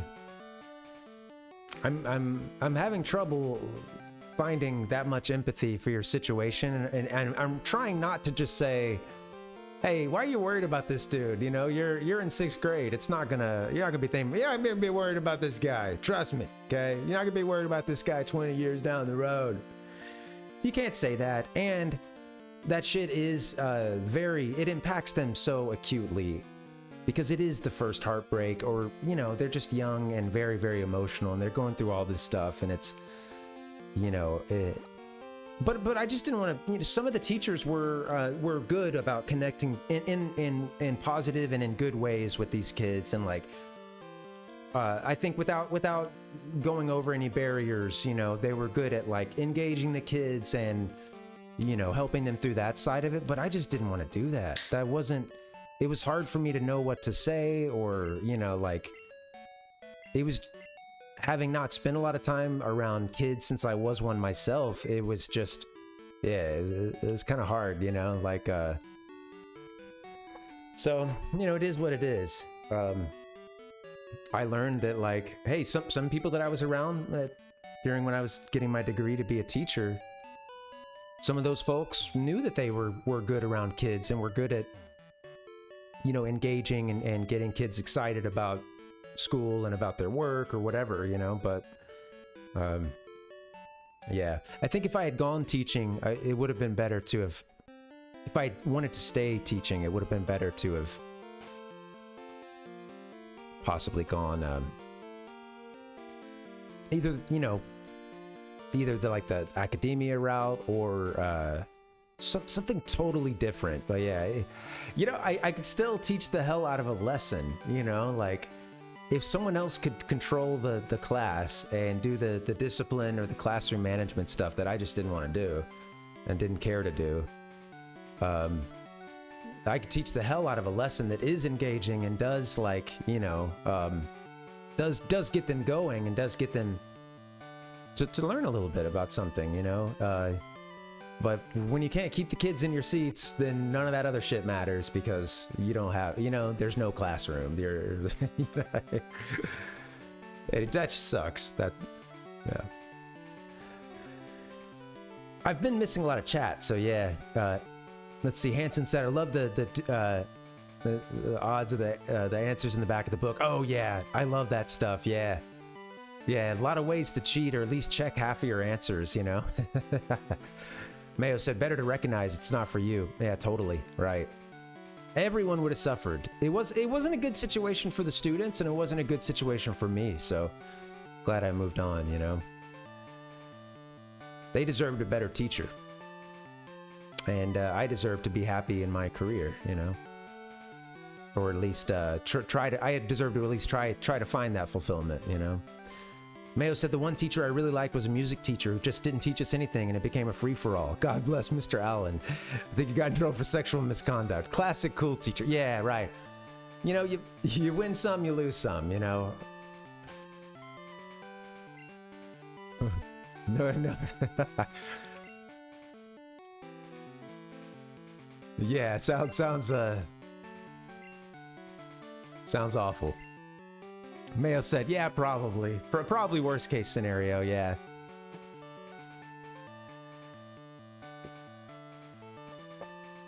School.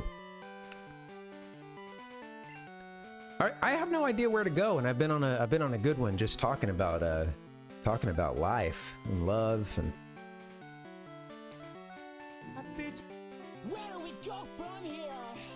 not enough sound effects, I'll tell you that much. Jeez. Keep rolling.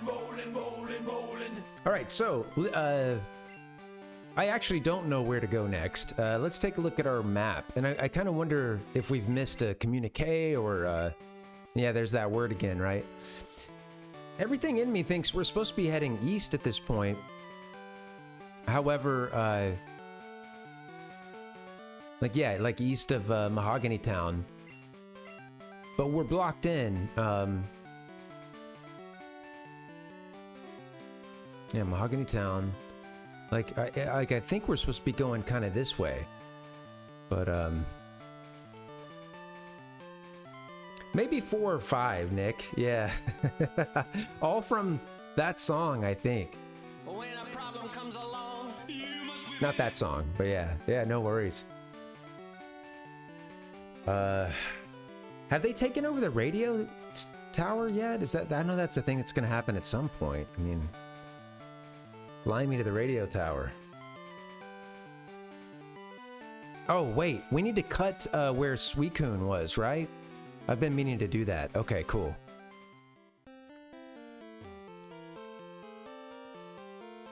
Yeah, a little padding. Yeah, keep them playing the game a little bit longer. Whoops, I didn't mean to go here. Can anybody give me a stream time?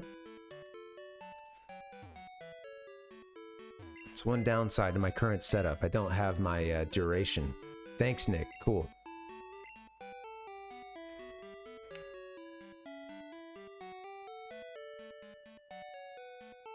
I'm gonna set a little timer then.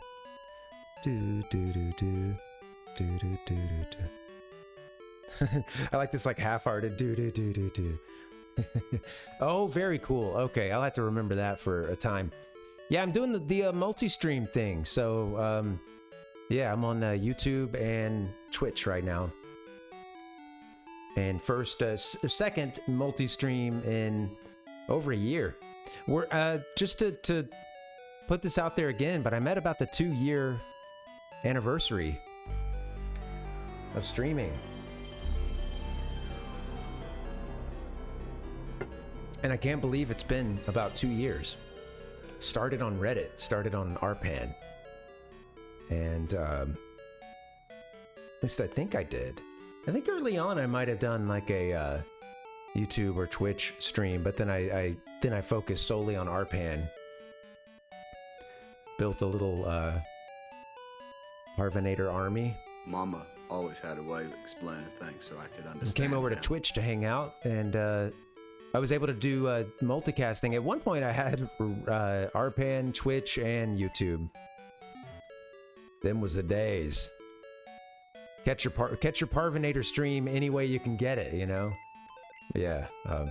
But it's cool. Yeah, I'm excited for this. I want to get some work done this weekend, edit a couple clips, and I'll be using YouTube as well, trying to push to write and do some video game related stuff on YouTube as well. That would just be, you know, non-streaming, but would be posted there. So yeah, we'll trying to get this battle station, you know, fully operational. It's taken a long time.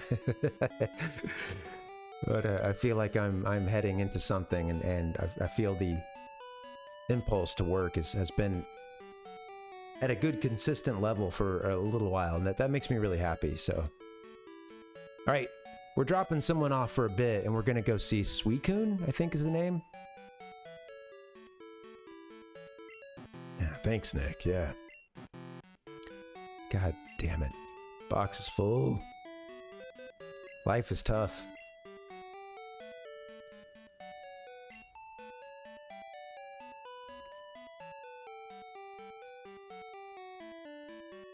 Where is our...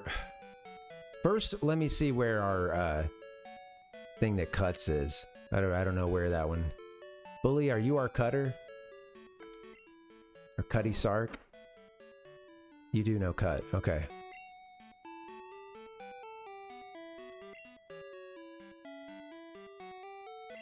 This just, it sucks that you can't like do a swap. You know, our box is full. And I want to take one Pokemon out of this box. Now, I'd happily put another one right in there. But no, I can't do that. I have to change boxes. Change to box 2. This is the part where after the save, I usually like end up hitting B and backing out of this and walking away, talking for a little bit, and then about 45 seconds later, realizing that that's right, I was in the middle of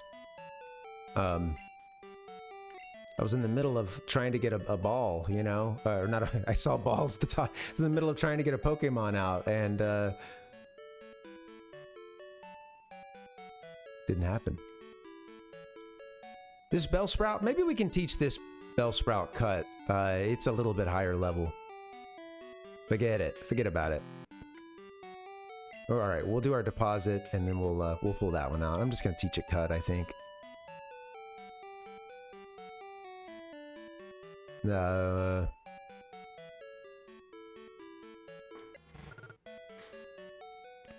like Chincho. It's one of my favorites. Yeah, all right, let's get I'm forgetting the names of some of these. Raver? Love it. Yeah, Raver. Beautiful. Tukle. CKN balls, or kind of chicken balls here? I don't know. There was a story behind that one, but yeah. Living in the moment, I couldn't tell you what it was.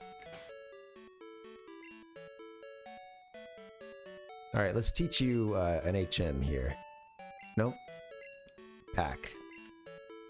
It's pretty bad, Nick. It's I think that I could see this being an obstacle to people who aren't used to such kind of crappy menu systems and box management and item storage and stuff. And this is leagues better than the next game, or rather the previous generation, you know? Okay, we won't cut. Cut. I've been running out of item space in this, and I wasn't sure if the balls that I bought count towards that or what.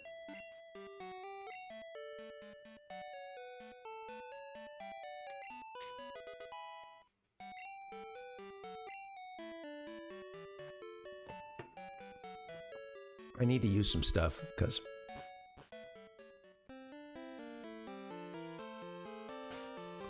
Alright, where to go to now? I think over to Cut, and I think Suicune was hanging out down here. I had Pokemon Gold as a kid, and I'm not, you know, this is my first time kind of... I've only read that there is some like storyline stuff that's been added to this game, especially I think following this Pokemon around for a bit, and some deeper lore. So the issue is I don't remember playing Gold. Rather, I had Silver actually as a kid. I ended up trading for Gold at some point later, but I don't remember the storyline from that one that great. I remember some of the storyline beats, like the radio tower, you know, going to Kanto, some of the stuff more involving the map or maybe fighting a certain enemy, but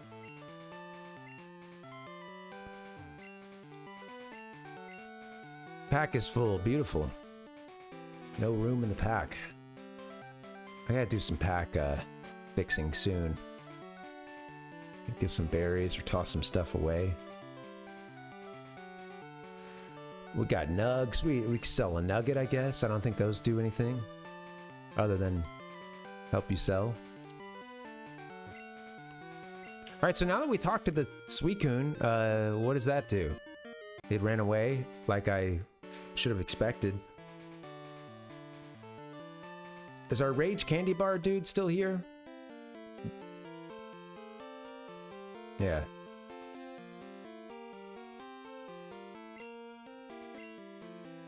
Go ahead and pack up, fool. Let me through here. I don't understand this barrier. Ugh.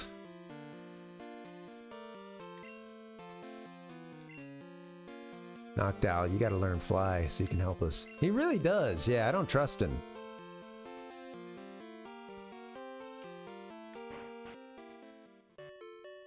I'm like, where would we go at this point? I thought we were done at Lake of Rage.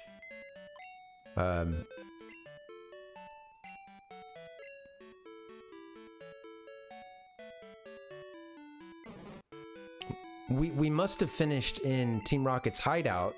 I'm pretty sure we did, because we, you know, let me go get something that can fly. I think Widget can fly. I wonder if Fly would be worth teaching to Noctowl, if anything, just to make life a little bit easier, since I've been keeping Noctowl around, but I don't know.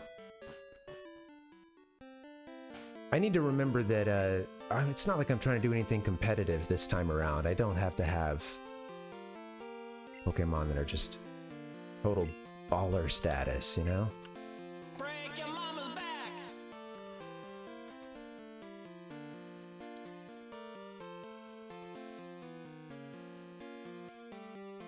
So, Newbark is over here. Yeah, what's to our east?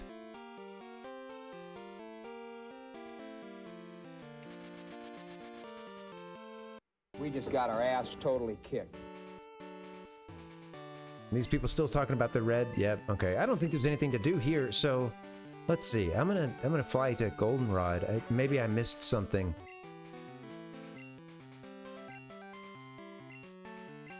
And then maybe there's someone in Mahogany that I'm supposed to talk to. I don't know. Maybe I'll try that. Let's see. Do.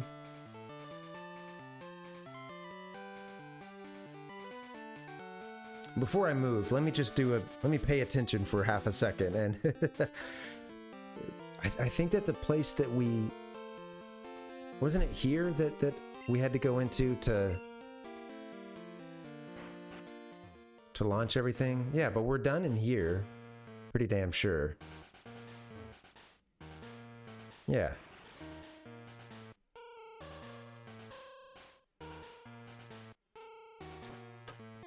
Thanks again for hanging out, guys. Happy Sunday. This is cool.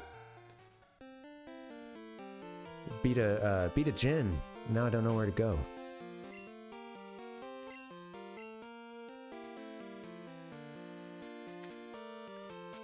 Let's fly back to the Rod of Gold.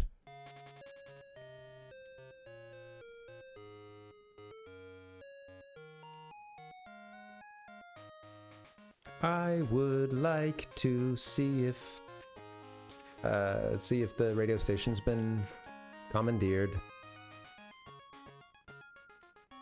Where can we go? Up here? Do. Hello? Are you guys doing your thing yet? I don't think you are. I think you're just hanging out. Yeah, you're still just plotting. Take over the radio tower. What? It's none of your business.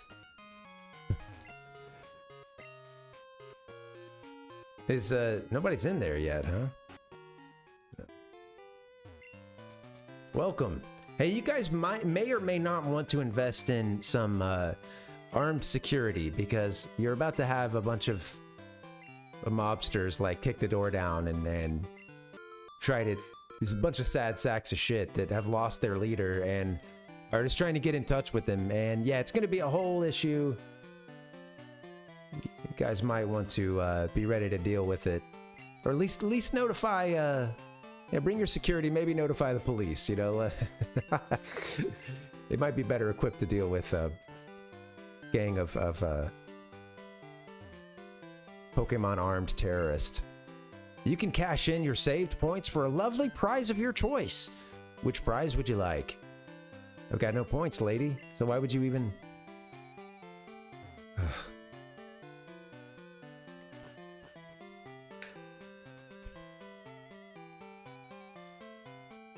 Yeah, somebody let Officer Jenny know. She needs to get on this. A what?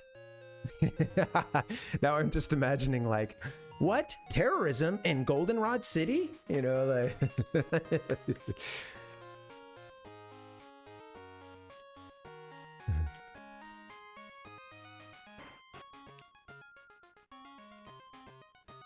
at some point there's some Professor Oak or someone is giving some breakdown for like how someone could get mixed up with Team Rocket in the first place, you know, and well, you have to hear this, Ash, you know.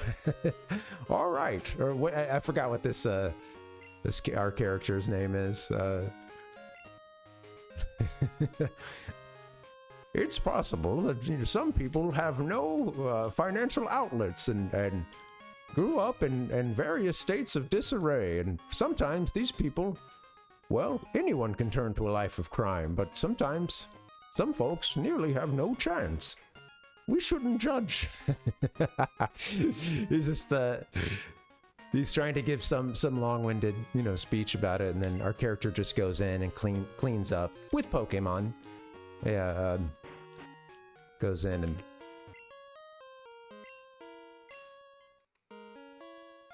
we were talking the last time we played about like what is it with Pokemon and like in the anime, you know, you can by beating people in a Pokemon battle, you can they'll stop whatever evil thing they're doing or whatever, you know, like adults, for instance, at some point they're going to take over that radio tower and commandeer it and use it to send out a message, and this is like an organized crime group doing this, you know. But we can show up, and by beating them with our Pokemon, they have to stop what they're doing, and it has to be right. Not just that they have lost at some kind of dogfighting game, you know, basically dogfighting, but that it's the implied violence of like, my Pokemon have kicked your Pokemon's ass, and I don't know if I'm gonna tell this Croconaw to back off. If he comes at you, you know, like, I don't know if I'm gonna call him back. I might let him get a bite or two in, you know. We might let Charizard just, you know, have a little fun, you know, light it up a bit around here. Well, yeah, right, yeah, Mayo, yeah, it's funny like that, right? I guess that if you're going for the in-lore, and they do explore this a bit through the anime, but I guess that, yeah, that's the like by showing like Charizard shooting a huge flame and then Team Rocket running out, you know, Meowth is doing the same thing too, you know, and they're all like, their clothes are like slightly on fire, or their face is all burned, or after Pikachu buzzes everybody, you know, like, I guess that is the answer as to why a kid could like go up into an organized crime headquarters and by way of battling them, could have this group being like, you know what, you beat us, we're out, you know. It's got to be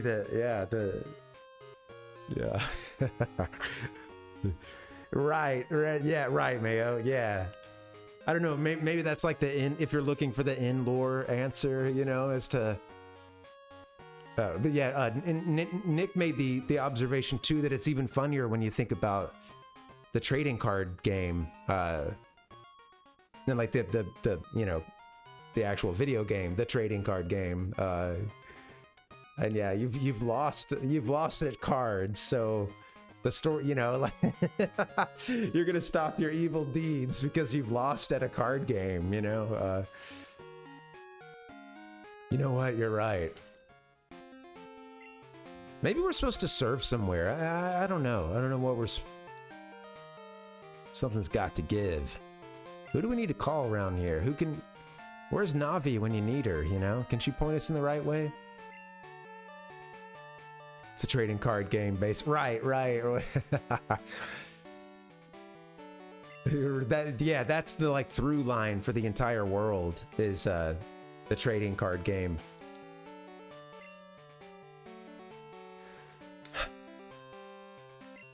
Well, I'm going to take a break here in just a second. I got a timer. It's about to go off, and here in a couple minutes. And when I come back, I'll do at least another hour, maybe a bit more. But I might look up where we're supposed to head to next, because maybe in all my very limited bullshitting that I do when I stream, there's a slight possibility that in the middle of that I have missed some clue that would have, you know, been maybe even more than a clue, would have been a direct pointing to where we need to go. So I don't know. I might look it up. I'm gonna fly back to New Bark or.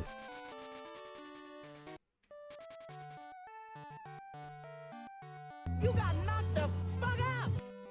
Look at where we're at. So look at our. Yeah, exactly, Mayo. I bet they do, right? Somewhere out there. Yeah, they wouldn't...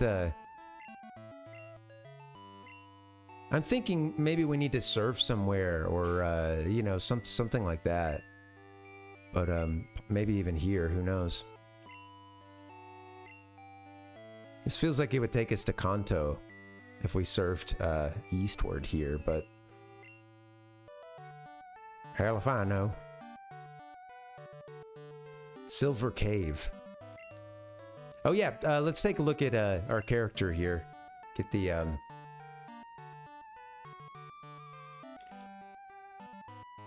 we've skipped a badge somewhere. We still have badge 6. Well, I mean, I think it opens up a bit, but yeah, we've missed badge 6. And yeah, maybe that's where we're supposed to... I think this person was out of the gym, possibly. So yeah, maybe that's it.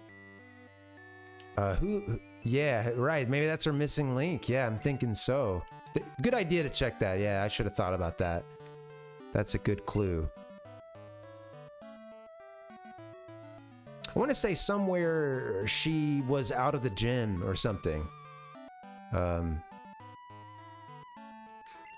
Yeah. All right. Well, we'll look around for that. You know what? I'll just save it then. I won't go look it up directly. We'll do a bit of flying around. I'll see if we can find that, and I'll do that when we get back. Let's take a quick little break. This is cool, man. I'm loving the stream today, guys. Happy Sunday. Thanks for hanging. This is a good little Sunday sesh, right? Good stuff. Thanks, guys. All right.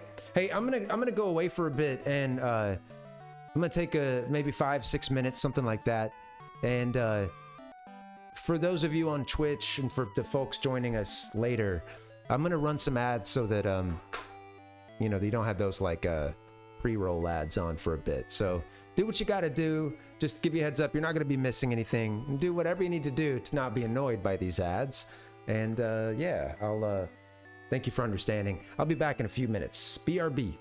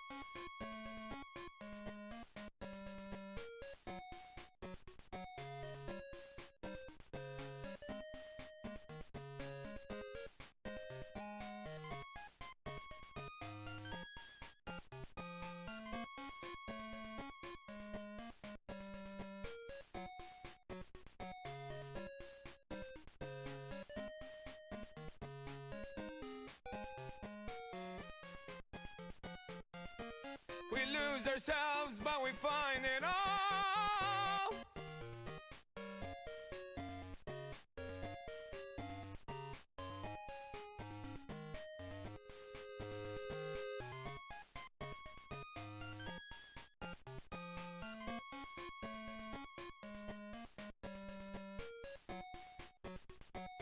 Hey, yo, what's up? Happy Sunday.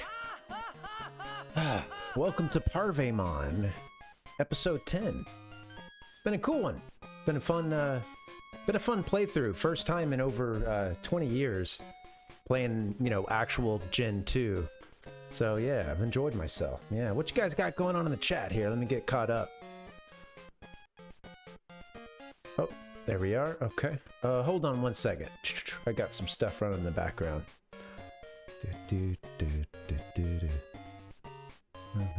SC2 is the game which essentially birthed Twitch. Oh, interesting. Oh, cool. You guys talking StarCraft. Awesome. StarCraft 2. All right, good stuff. Yeah, a little chit-chatting. Love it. Yeah, no worries. Good stuff. That is the sign of a healthy chat. People talking amongst themselves. She's not a Christian! No! Speaking of which, there was a thread on the Twitch subreddit where someone was like saying that they were not sure how to feel about the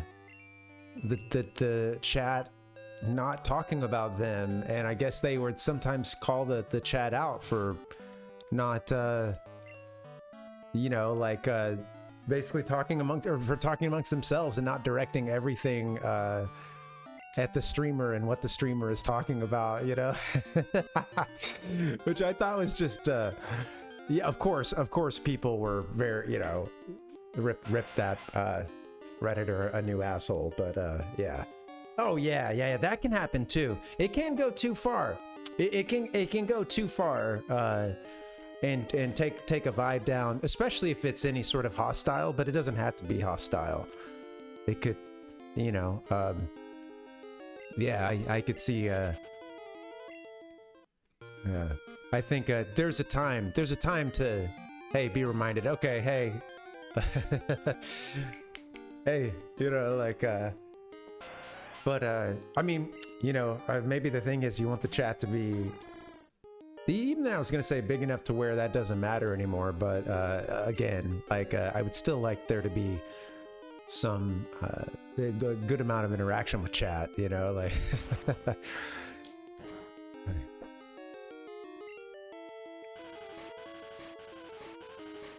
yeah, right. It's your stream. You know, you can tell people to do whatever they want to do, you know.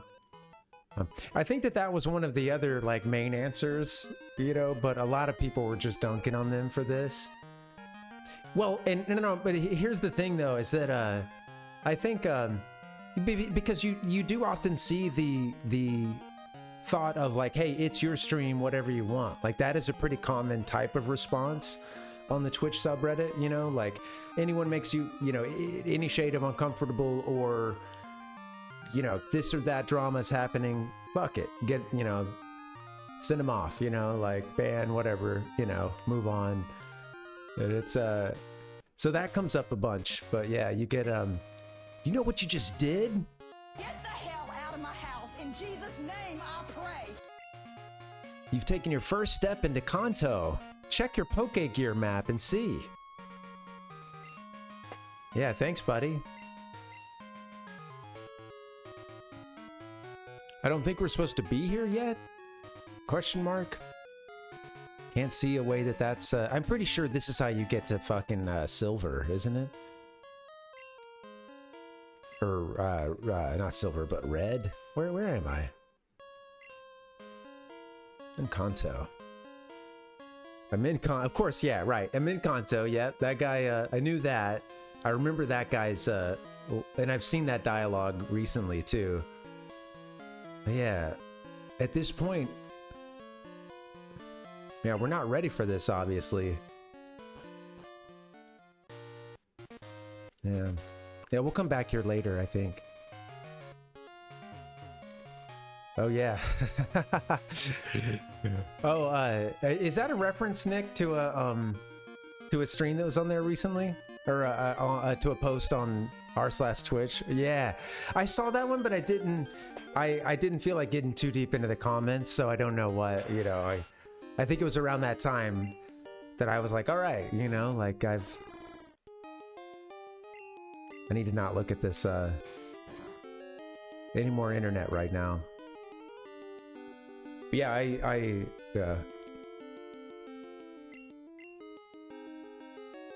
think it's funny. Yeah. Oh man. Well, yeah, just yeah, you don't want to be consumed with hatred, you know. That's kind of a strong phrase, you know. I'd recommend, you know, just kind of not feeling the vibe, you know, just dip, you know, get out of that thread, you know. Don't spend too much time with the consumption of hatred, and you know. Yeah.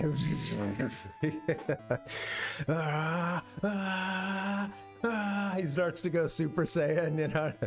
Don't do it, man. Don't do it. You know.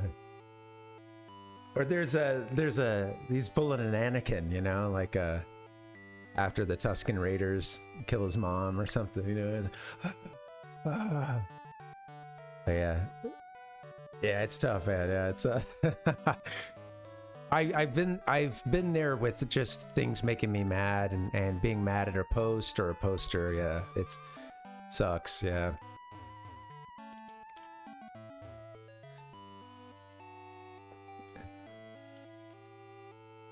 Dude. All right. Yeah. I don't remember. Yeah. There's the stuff that comes up on Twitch. I'm like, some of it seems like obvious bait, and then you also just see the same question. The Twitch subreddit. You also just see the same question over and over again, and you also have a lot of viewers who are on there who like I don't think really stream, or if they do, I'm not sure that it's like you know, it's a very rare thing, but like they talk with such an amount of authority, or you know. Some of the things that people say are annoying. It's just written by someone who, it's tough because it's like written by someone who never wants ever to like see an ad or whatever, but at a certain point you've seen that so many times on the subreddit, you know. It's like, I get it, man. I get it. I get it. I'm a Wario. I'm gonna win. Yeah. Flash in the pan anger, yeah. Let the eyes do the Sith red for a little bit, and then, you know, or a good one is the Arthur grip, you know.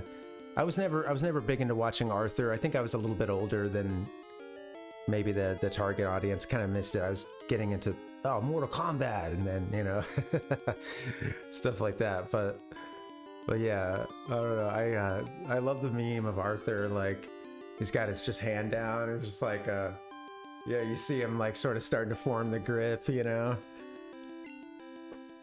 Hey, we've been there, man. Sometimes level 2 Rattata. Here we go. Hope this one oh, all right. Wow, one hit KO. Look at that. Awesome. Okay, we need to fly somewhere. And I remember where now. That's right. We were gonna go search for this badge. Okay, who is she? The one that we got to get this badge from. Was it Ekritique? Olivine? Okie dokie. Fire! Where is the gym that we got to go? I got hairy legs. Was this? Yeah, this was the one that we got mixed up with in the lighthouse situation, wasn't it? No? I don't know.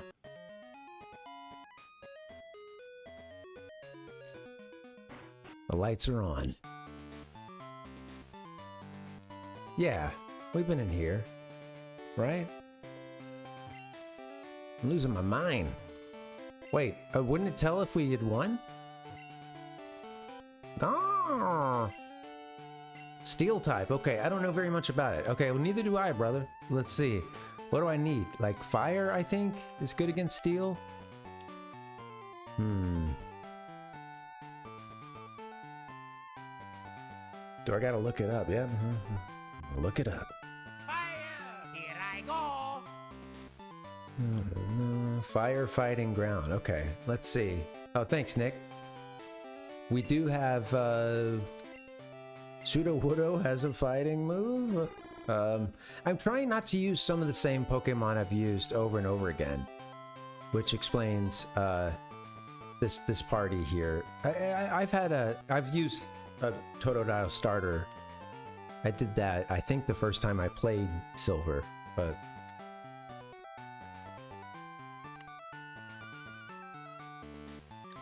yeah. This newfangled steel type, you know, they haven't really given me long enough to sit with it, you know, and it wasn't part of the core original memory that doesn't have a lot of elasticity to it. It's not ready to add a Gen 2 a new type in, you know, it's tough. It doesn't stick. Here I go! We don't have a good fire. We do have fighting. Or Sudowoodo has a rock move, but not ground. Shaking your hips. Nodding your head. Wait, come on. These animations take a long time. I love the face, too. Yeah, I think I'm usually, understandably, my eyes, with as Sudowoodo comes onto the screen, you know, most of the mass that's moving is down below the belt, let's be honest here. But like, yeah, the face he's making too, you know, that's pretty full on. I'm Luigi, number 1. I got hairy legs. All right. Mayo asking about, I don't know much about fairy type. I think they're good at, that was supposed to be a foil, was that supposed to be a foil to psychic, right?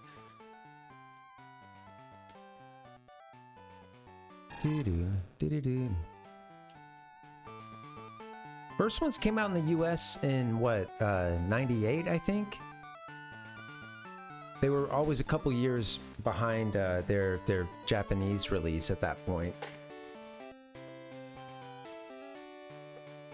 Yeah. Then it took over the world. Pokémon.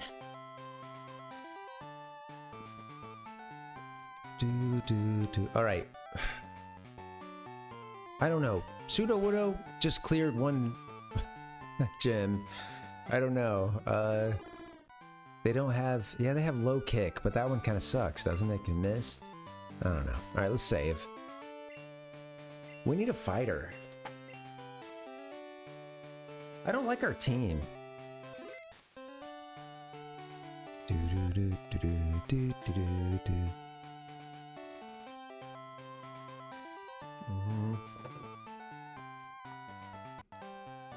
Oh, interesting. Okay. I see. Okay. Yeah, I have no idea what we're about to fight either. Probably something... No, not... Let's see. Yeah, if it works correctly. Hey, programming's hard, you know? It's tough when you're Game Freak, you know? Everybody's... Hard to hit those expectations, you know?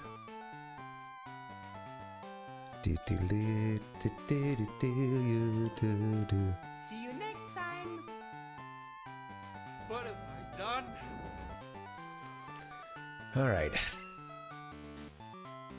I need a fighting Pokemon. The thing is, I've had a Machamp before. I don't know what to do with it. I don't want to have it in my party this time. Jeez. You ever hear the tragedy of Darth Plagueis the Wise? That's right. Blame it on the retro, you know? Hey, bad programming.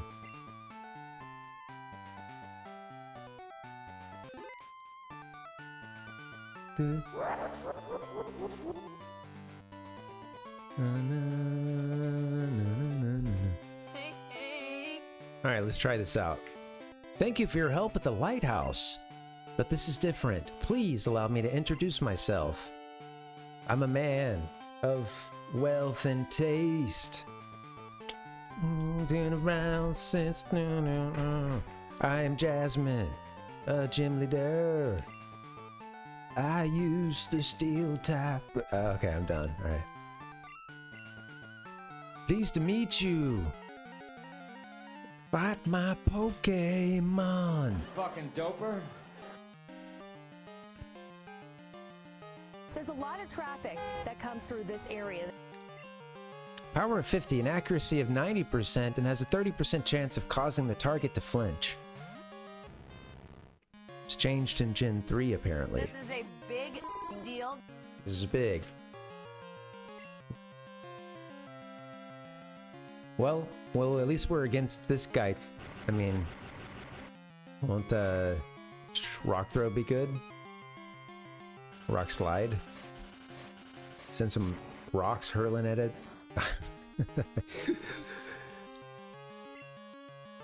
job with the crit there, buddy.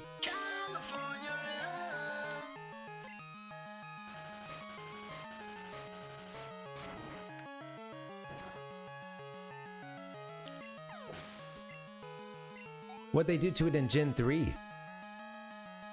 Leader Jasmine sent out Steelix. Alright, this is when we get the steel, right? Is this her old ace? I'm gonna kick you. You flinched. Okay, not a great return, but flinch. So cool, free move. That's cool. Thanks, Nick. There we go. Hey.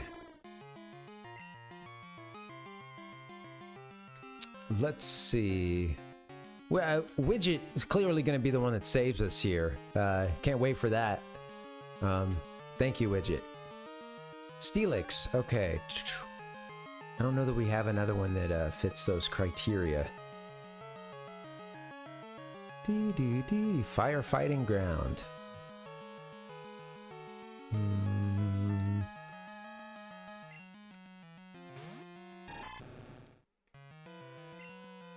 This could be bad. Could be bad. Oh yeah, interesting. What's your other type, Steelix? Oh, what else do you have? Another Magnemite? Okay. A Bucky's. A Bucky's. Oh, second type, yeah.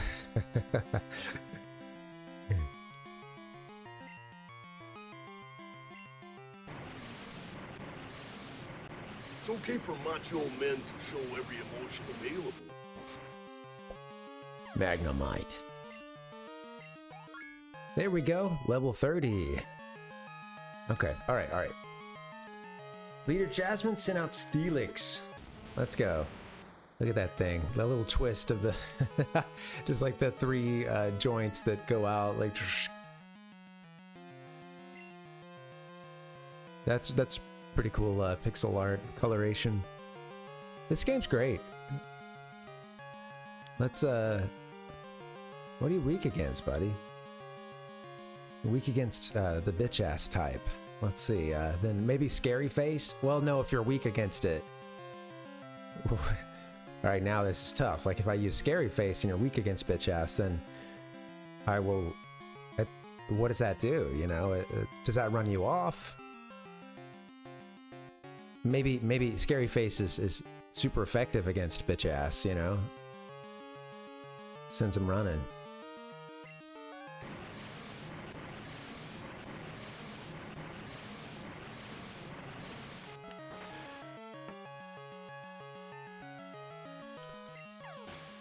There we go.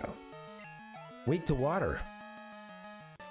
Leader Jasmine was defeated. Wow. Yeah, not bad. In both skill and in kindness. In accordance with the league rules, I confer upon you this badge. I think I missed the first line. Alright, I think I'm gonna let it evolve. I don't know. It's gonna be gaining some... I like the power boost that you get for evolution during a regular run. You know, I'm not trying to do too much. Just trying to save the world a little bit from Team Rocket, and then trying to you know, win a bunch of badges. Maybe beat Red. We'll see.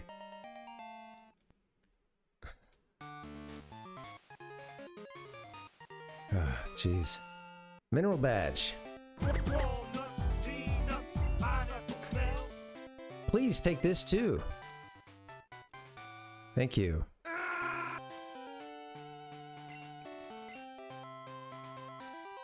Could use that TM to teach Iron Tail. That one was sounded like a good move. I don't know. I don't know how to say this, but good luck. So she's supposed to be such a space cadet. Like I feel like I remember this from back in the day. I don't know. She's a bit out there, right? Benji, how are things going? I called because something weird is happening with the radio broadcasts.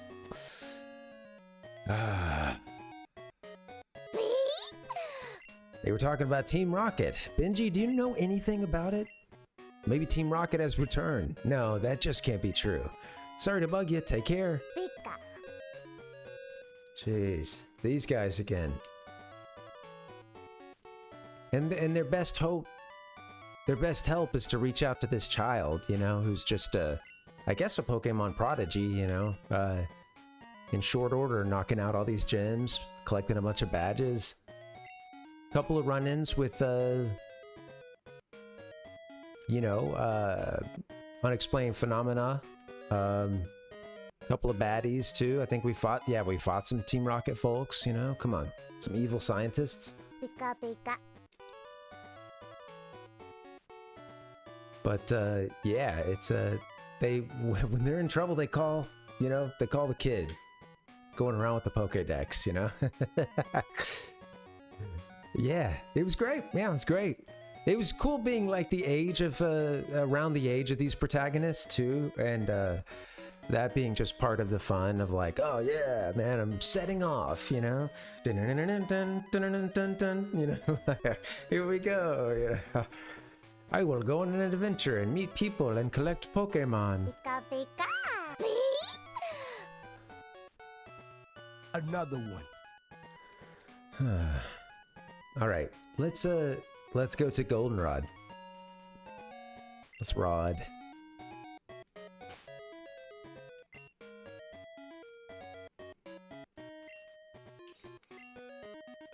Yeah, I like the Team Rocket is like this funny smash between like the Mafia and, or you know, like Sicilian Mafia and the Yakuza. You know, I don't know. It's just a pretty funny. I like that. I also just like that your character busts them up totally. It just totally takes this group down. You know, like.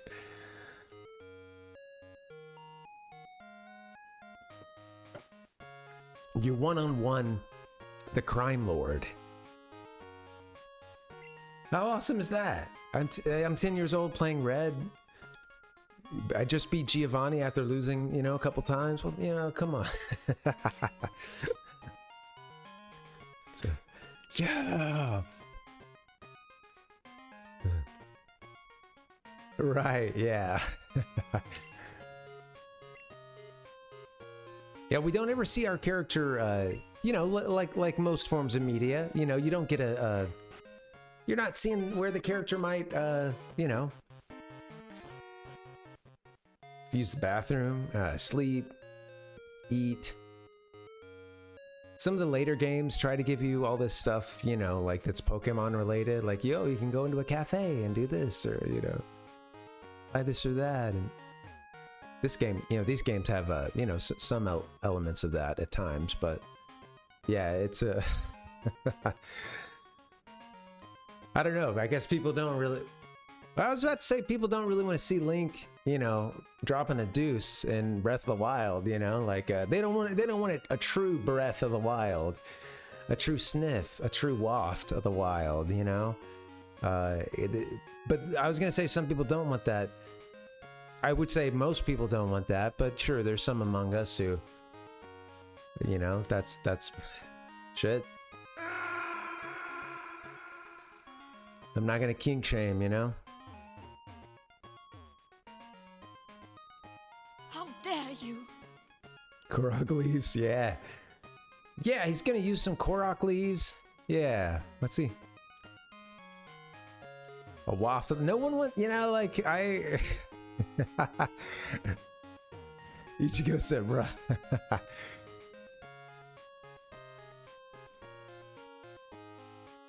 Yeah, it's a, no, there's a stamina meter for like how long you can go and how long you can hold it.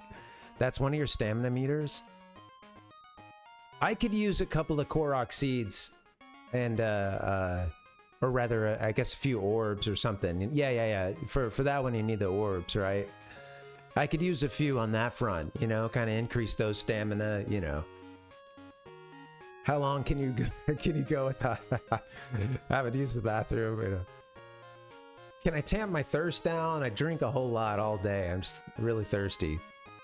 Bad allergies. Got to drink a lot of water.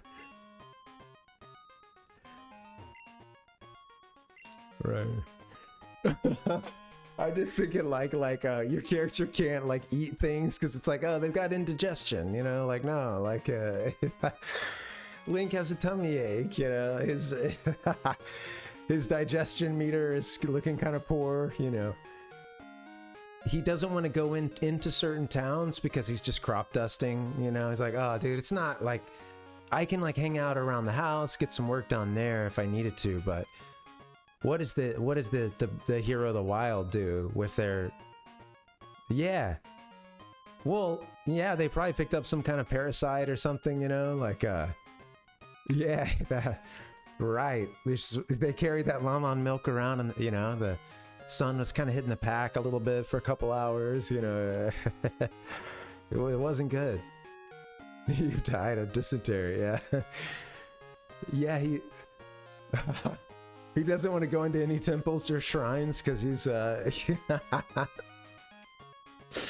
man, some of these shrines are complicated, man, and I know like if I go up in there, you guys are gonna have me like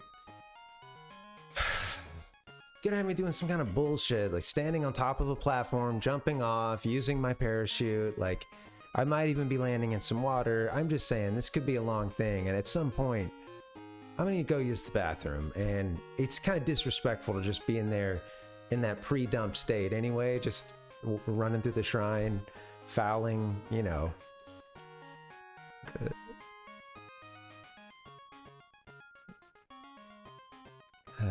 Good stuff. Over the line! We don't want that level of realism, huh? So where's the line? Where is it? You know? Of course, there's the whole like nobody ever goes to the bathroom thing unless something bad is happening, you know, in media. That's a great trope. You know, like Vincent getting shot in, well, certain movie, I guess. This is a great spoiler. It's an old movie, though. Come on. But yeah, hey, sometimes you're on the toilet, and the story plot advances because of your visit to the toilet, you know. Or maybe you're washing your hands as the antagonist walks in or something, or you know, whatever it is. Running from the cops, police officer walks in, you know.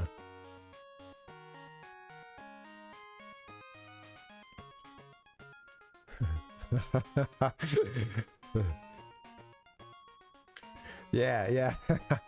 Link's, yeah. Link's like, you know what, guys? Hyrule can just save itself tonight, because, like, I am tired, okay? I haven't eaten well. Look, I'm getting some Grubhub. All right, we're gonna watch some Halloween movies. We're gonna chill. I can't do this shit, you know? Like, I need to rest up, all right? I need a mental health day. I've been needing it for a while, and I'm tired, you know?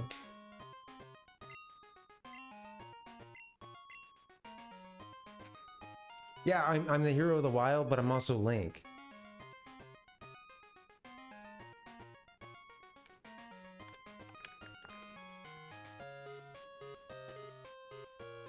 gotta be tough, man.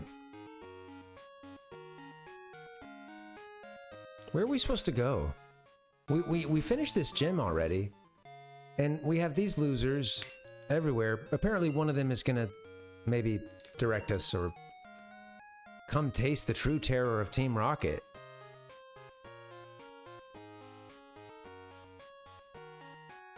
Oh! Come taste the true terror of Team Rocket. Yikes. That is a disgusting act.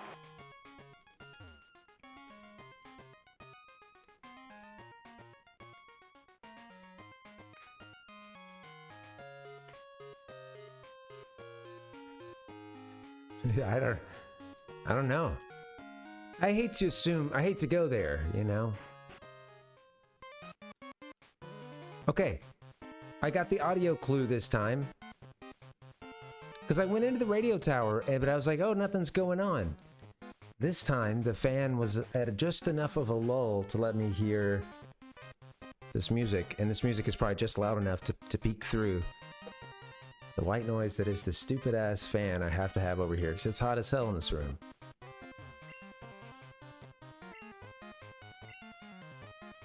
And I hear this great music. These tricksters. This is good trickster music here, you know? Oh no. Dude, I love that flare too at the beginning. It's so good.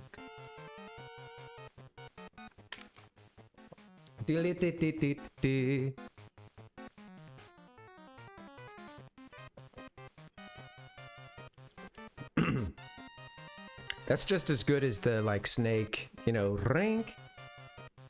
Him like the exclamation point, you know, the whole exclamation point thing. Let's go heal up.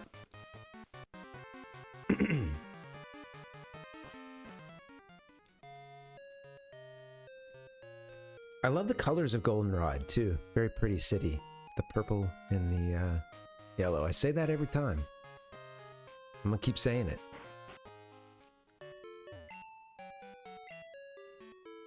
Good evening. You're out late. Have you thought about maybe getting a place to stay, kid? You might not want to be just out wandering around, you know, trying to fight Pokemon. There's some guys that have kind of taken over the radio tower, and I don't know. He was talking about tasting something. I just got out of there really quickly. I didn't even want to. Didn't want anything to do with it.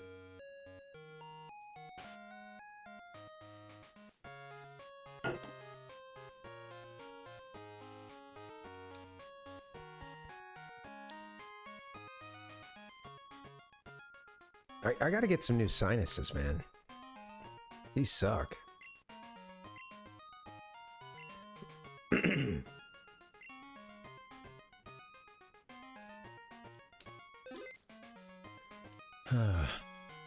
Bing blong ding dong doodle doodle bop.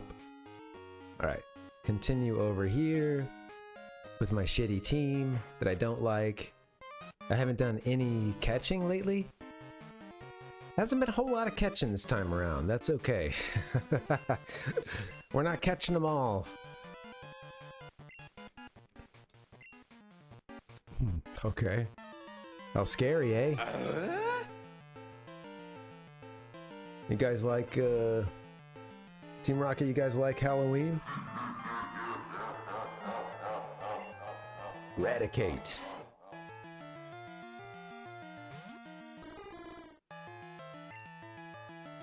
Rock sliding.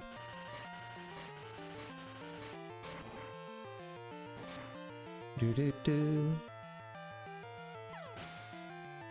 Do do do. Gotta catch some all. Not gonna catch 'em all. Not gonna. Just throw a little not gonna catch 'em all in there.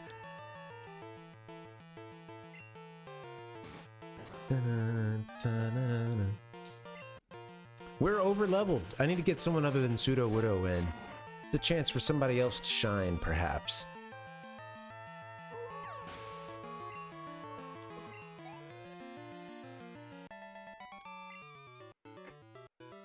Too strong. We must watch you.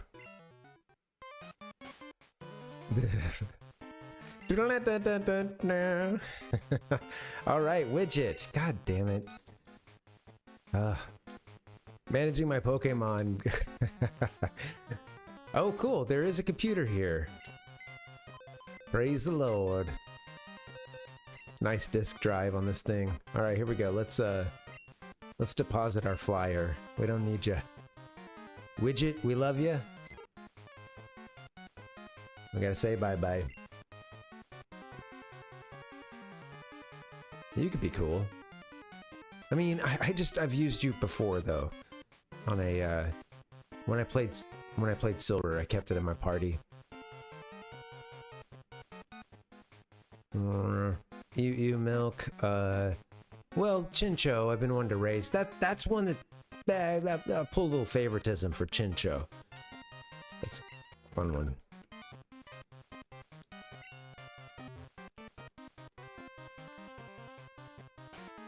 Yeah, it's crazy. It's really interesting, man. People can get so dialed into Pokemon, and I think about you know, I think it was Nick had made the point that you know, these games are often streamed like kind of longer, or you know, so I'll do 3 or 4 hours, usually about the max, you know, and yeah, it's there are people who are doing it every day or nearly every day, and it's the shinies.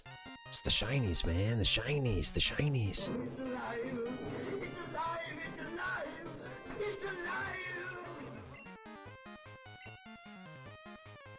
But it's you know, people should do whatever they want to do. Yeah.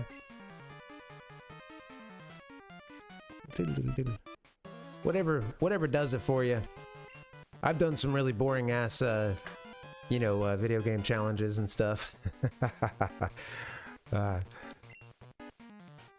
Yeah,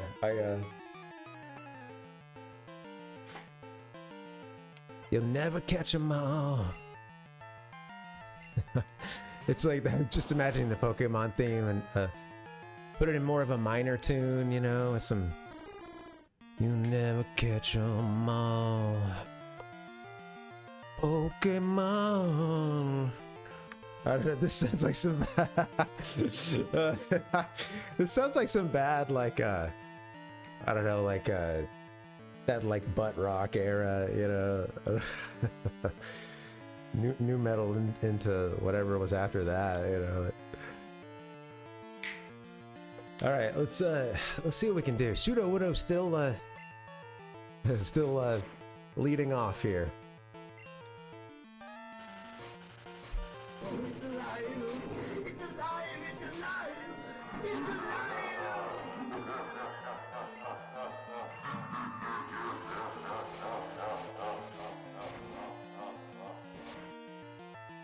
There we go. Gotta get a little spookiness in, right? I guess 'tis the season. I don't have too many spooky sound effects. You need more of that.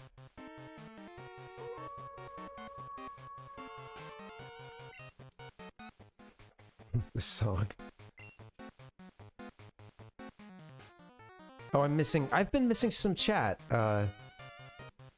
Yeah, okay, sorry. My chat didn't scroll for me. I missed a few things. 1 second.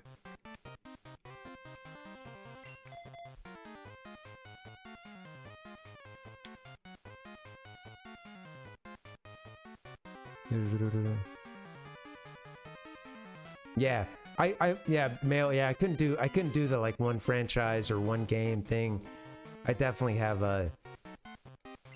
I want to play other games, and it's it's kind of like, to me, picking up another text or reading a book, and sometimes that's fun to do. You want to take a lot of stuff in, and you want to take some stuff in a few times, but yeah, I don't want to just dial in into just one thing, you know. But yeah, it's I guess some people are, you know, I guess yeah, whatever does it for you, but yeah, it not for me.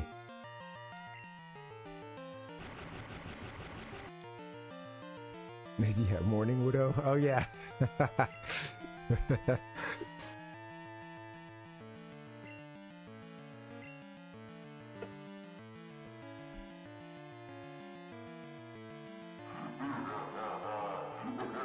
Yeah, thousands of hours, man. Yeah, I would be putting that towards other stuff, you know?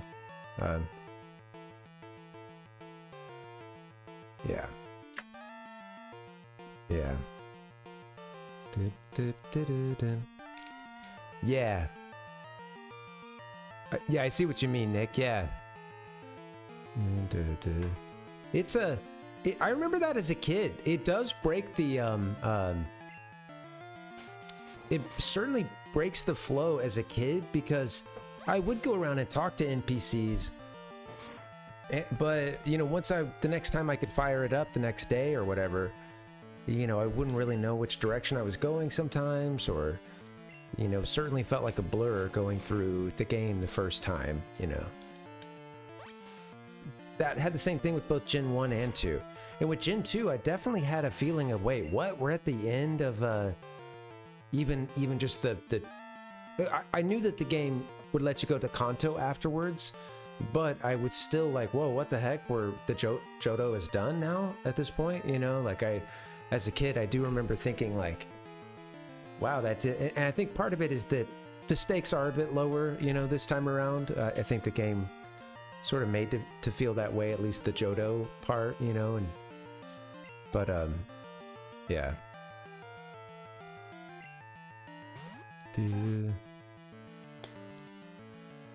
Yeah, I definitely see the benefit of like playing it for a longer sesh, you know.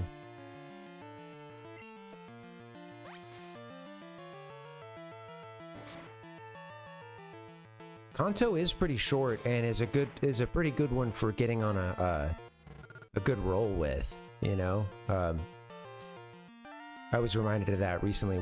I watched a retrospective thing that it was cool because I just, you know, I hadn't done much or dealt with much of Gen 2 since I played it so long ago. I did play the remake, which was great, but you know, it was cool to see that yeah, people's thoughts and generally positive reception, I think, at this point. Yeah, it's interesting. I do wonder, this game is more playable than the first gen in some ways. It is a little bit faster in a lot of ways, and a lot of bugs are fixed. It's more refined, I think.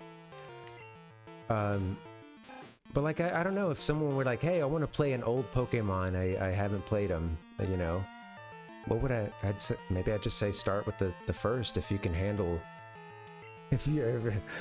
Are you into lo-fi, kid? Do you think lo-fi is cool? How about going into a game with it's a great game. It's a beautiful game. It's got some broken code, kid, and it's gonna be trying for you and your modern sensibilities. But hey, who knows? You look like you got what it takes. I'm thinking, yeah, send him to Gen 1, you know? Let them learn a little bit about life. The upsides and yeah, the downsides too. The harshness.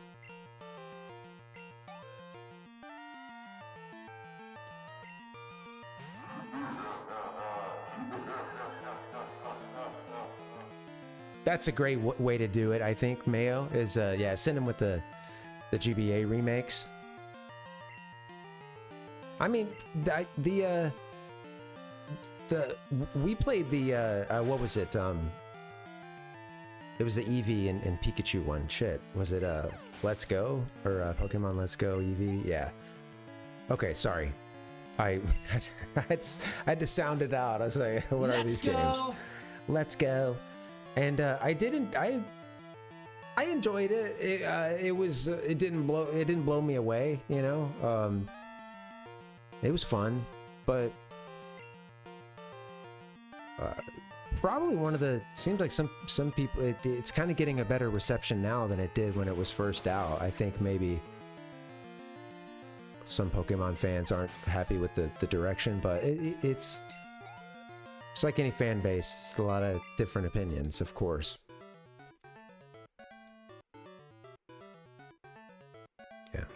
Yeah, right, Nick. I think telling people it's a little broken. Plus, there's a lot of guides on. They're not gonna lack for any information.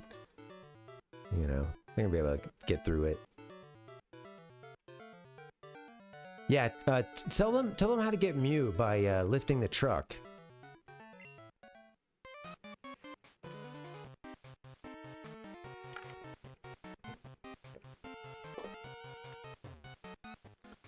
And then to unlock the true secrets of the game, you have to hit save and then pull the game pack out immediately.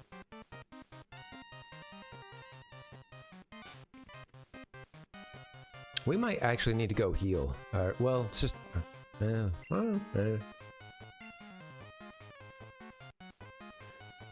That's the thing, Mayo. I wouldn't need to tell them anything because this hypothetical kid of mine would probably already have, you know, like, seen some YouTube video and they're telling me how to get Mew or something, you know? Yeah. I'm like, oh, yeah, are you excited for your Ocarina of Time playthrough? And they're like talking about speed strategies, of which I'd like to riff off of right now, but I can't think of any of the names of them. You know, like, hey, here's a classic one, Super Mario 64. They're like, oh yeah, right, the backwards long jump, yeah.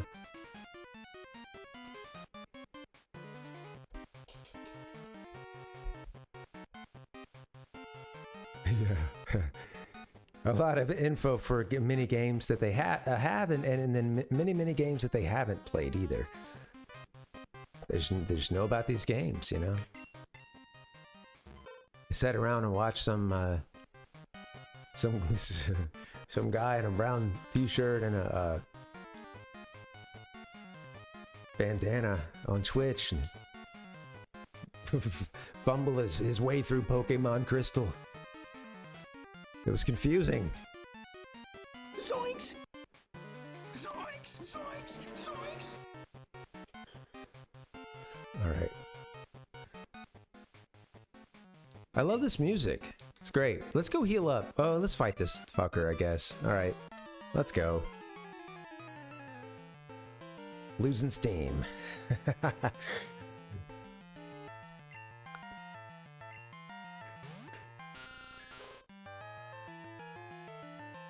Oh, man. What do you guys got going on this week? Anything coming up? I'm thinking I'll be able to... Last couple weeks we've had some, you know, kind of just stuff that got into the schedule, appointments or doctor's appointments, or like coming back from camping, needing to feed my friend's cat, stuff that would kind of like take us out a bit during work hours, but we both work from home. But well, not during hers. She works a weird schedule, but yeah, during her breaks she's doing stuff too, and like both have just had these kind of interruptions. It's sort of just, you know, when you're back to the space and trying to get into it, it's like you know. I think this week's supposed to be a little more chill as far as I can tell, and I'm really excited to work on a few things. So. And gonna stream too on Tuesday. When we head out, I'll throw the schedule up for a bit. But yeah, let's do a Halloween stream. I don't know. I may try to get that one in a little bit earlier, but we'll see. That could be fun. Do something different for that one. I'll play something different.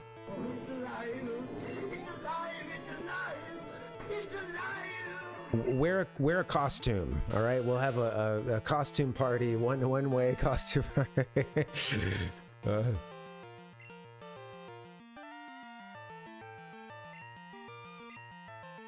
Also, if people, yeah, man, feel free to. I feel bad because I didn't do any kind of costume thing this year, and I did go to a concert where costumes were recommended or encouraged, you know, but most people were like, fuck that, I guess, or or like me, weren't ready, and like you know, just been busy and didn't prioritize it, you know. So I mean, I could go once again for the like 10th time as basically like Moses or a prophet or something. I have a great that, well, I forget what it is, but it's basically a very like a simple long garment goes over your head, and it's like it goes down to your ankles or whatever, and it's just woven. It very much looks like I think it was even used back in the day for me playing Moses as like a teenager or something, a young, I don't remember, or middle schooler or something, like in our high school church. Mayo said no fun, no costumes, done. Suffering through glitches builds character. Yeah, I saw that earlier. I was cracking up. I forgot to say it. Yeah, it does, man. It's what they need. Sometimes you gotta wait sometimes, you know? Shit, suffer a bad glitch, you know? Life is confusion sometimes.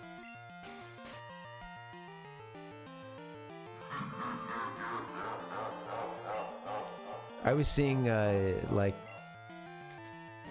I'm subbed to the Tokyo subreddit, and I guess everybody's been making a big deal about how in Shibuya, like I think they were just worried that it would get to crush levels because it gets very packed in there, like pretty dense, and not even necessarily that everybody's in costume. It's just there's a lot of people there too to see what's going on, and also just a lot of people there to party and be on the scene when it's super busy, you know. And but yeah, it looked like they were really discouraging it. It was funny because you're walking through the streets and all you're hearing is kudasai,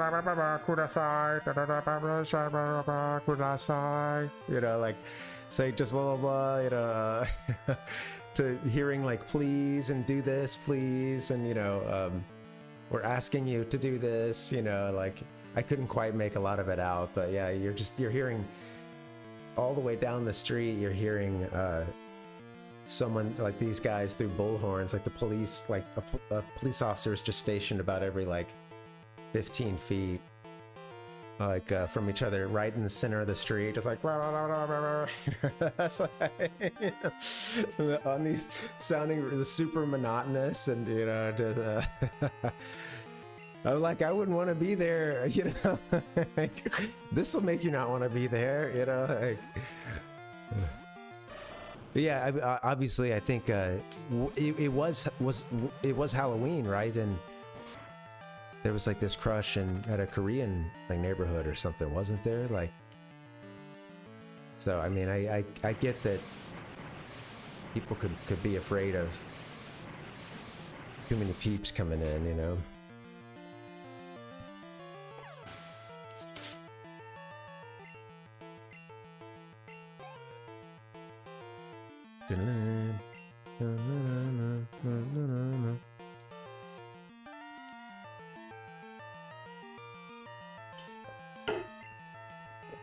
Mabaichi. Mabaichi.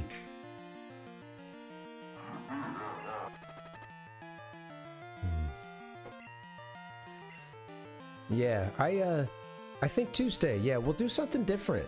I'm gonna yeah, I'll play I'm thinking some spooky vibes. I have an idea. It should be fun. Rocket grunts, sit out muck. Shit, I gotta get ready for that. I gotta build the scenes.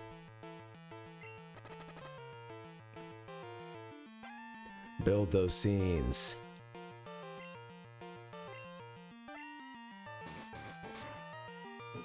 Spend your entire life in OBS. Building scenes. Clipping.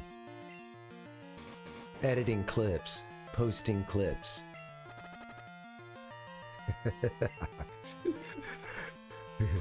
Consume, consume, consume. And enough sleeping pills to plunge them into a round-the-clock stupor. Produce. Alright, bite. I'm just going, you know, I'm going manually here. I'm trying to just take these losers down. Okay. Alright, we'll go heal up. Back to the, we're blinking. Oh, we're a blinking.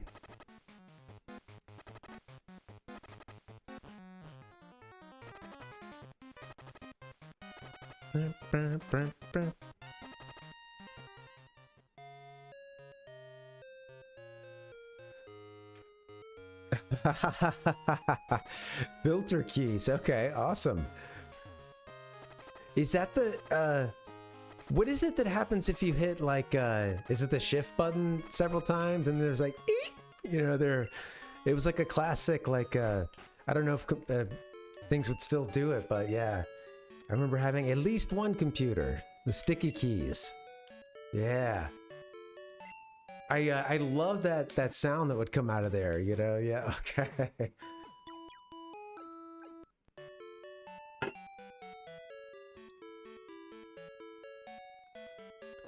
Good stuff. Thank you very much. Good debate. We appreciate it. Oh, that's funny, Mayo. I'm stuck. What do I do? The system is down. All right, we're all healed up. Thank you guys for hanging out. Happy Sunday. It's cool. Having a good time.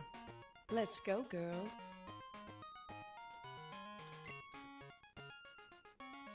I'll give it another maybe 20.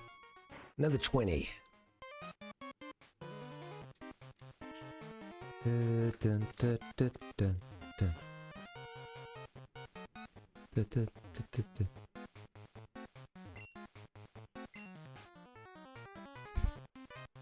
Man, so these guys are Sith here, you know? We're not always evil, we just do whatever we like. Jeez. You beat me, and I won't forget it. Poo-poo. Is that what you're gonna say? Jiggly. Jiggly. Yeah, alright. What was the line again? We're not always evil, we just do whatever we like. Our executives are trying to take this place over. They have some big plan. I wonder what that is. I love how these guys are just so sorry at this point that the big plan is them, you know, just trying to ask their boss, like, hey, where are you? Like, come back. We don't know what to do. The trainers, Pokémon are their beloved partners. It's terrible how Team Rocket is trying to control Pokémon. Jeez. You suck.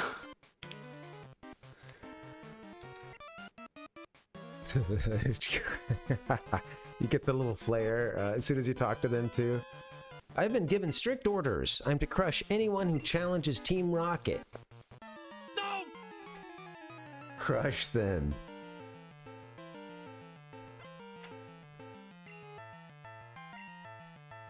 Here's another guy just doing what he wants. Not evil, just doing what he wants, you know? Reckless. He's gonna learn consequences. This child's Pokemon are gonna whip his Pokemon's ass and send this guy running. Or, no, he's probably not gonna run, he's probably just gonna stand there and have something smart ass to say, or like a little pun, or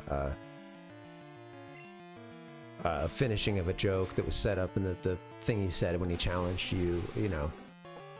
These are all ways that people communicate in RPGs, you know.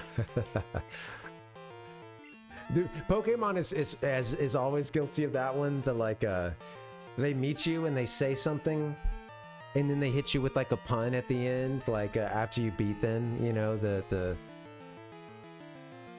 some sort of wordplay. You know, my electric Pokemon are about to, I don't know.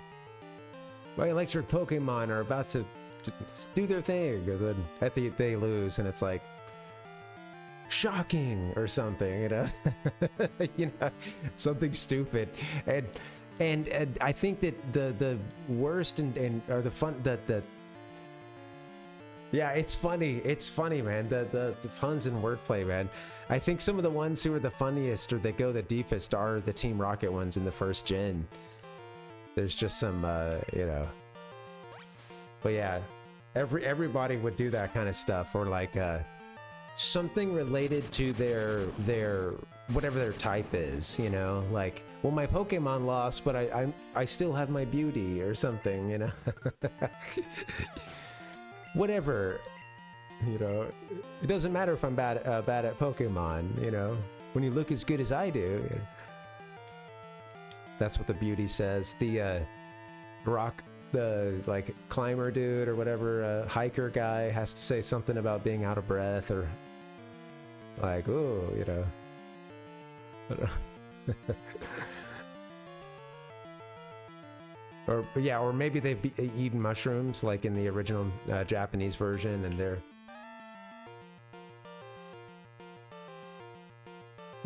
just laughing it up, walking around doing some hiking.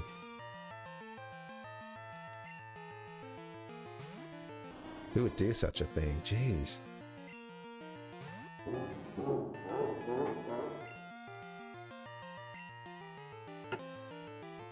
Yeah. Right, yeah, one of them has like hay fever or something, you know, like one of the hikers there is a story, like, yeah, one of the hikers, I don't know if I don't think it made it into the English version, but yeah, they say that I don't know, that they're they seem like they're on a good one.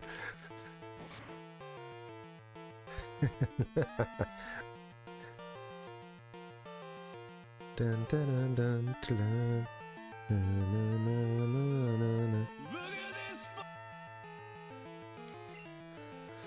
Oh, jeez. Getting kind of tired. I'm gonna go another about 15 minutes or so and then wrap it up. But what's left is gonna be a good 15 minutes. This is where the fun begins. Going out hard. Poisoned, missing, hurt by poison. Good stuff.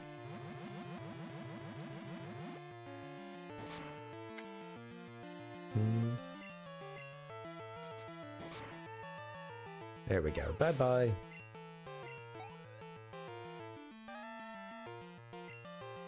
All right. Some thrilling battles here. Hurt by poison, but what you gonna do? Computer load up, Celery Man, please. Yeah, that's what you should have done, Mayo, if you were having trouble getting into your computer, you know, just Computer load up, Celery Man, please. Could you kick up the 43D 3D Street? 43D engaged. Call for Celery Man to come and fix it, you know, just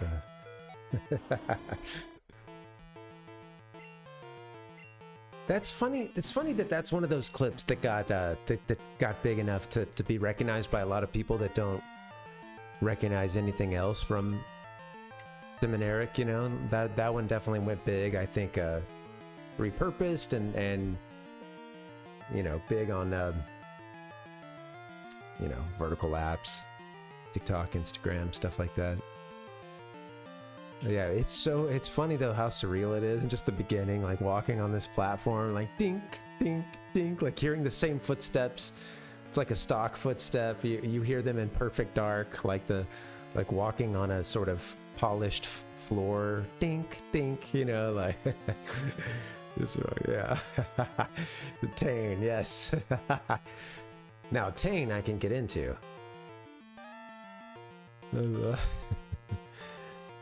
There's a lot of DJ Doug Pound in that one, of course. The huge on the edit.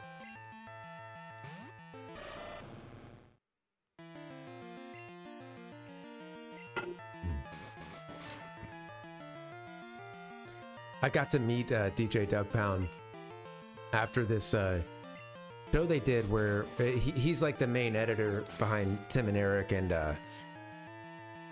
he does he's done a bunch of stuff, but he did a bunch of stuff for them, a lot of their shows, and including Awesome Show, Great Job, and he also he does the Eric Andre show, and like I got to meet him after this one thing where they played some of his some of the stuff that he and this other comedian have done called like Too Wet Crew and stuff, and it's pretty fun stuff on YouTube. And they yeah, I got to meet them after this show, and it was extremely laid back. Like pretty much nobody, like it was an outdoor screening thing. It was like thrown together, and they were I think someone else threw it together and like curated this list, and it felt kind of funny. Like they were just like sort of paid to kind of show up and be there, but because they didn't seem to know which clips were going to be played, you know. But yeah, it was funny. Like I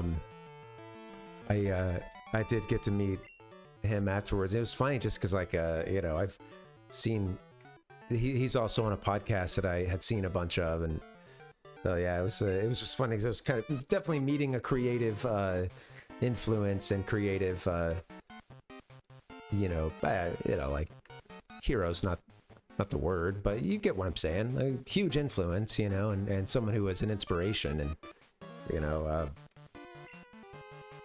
and it was funny because I did pretty well, and yeah, I just sort of explained the truth, which was like, hey, you know, like I've been through like a pretty hard time the last few years, like watching a lot of the stuff that you were involved with, you know, it helps, you know, like it helps pull you out of it, and you know, like at this point I'm doing better. I'm trying to work on doing my own editing, and you know, I just said like a little bit more, and I was like, yeah, just, you know, keep it up. When you make people laugh, that means a lot to a lot of people. So yeah, I don't know why. I just felt like keep breaking it down for this guy, but then he's like, oh man, that means a lot, you know, and like kind of came in for the fist bump, and then, you know, there was just a few other words, but yeah, that was about it. There wasn't any line, there wasn't any. It was just a couple of people, a very kind of a local, not that well attended thing, you know, this outdoor viewing. It was kind of cold too. It was like a sort of a you know, SoCal winter. This like sun goes down and can start to get kind of cold as the wind comes in. And yeah, I just remember some people leaving in the middle of it because of that. I think because it was cool. Yeah, it's funny too because like it's I don't know. Yeah, it definitely came from the heart. Like, I think there's a lot to be said for when something can make you, you know, the world's fucking tough. If something can make you laugh or just make it a little bit easier to get through, I feel like that's such a huge, could be a huge salve in a really tough world. It can, you know.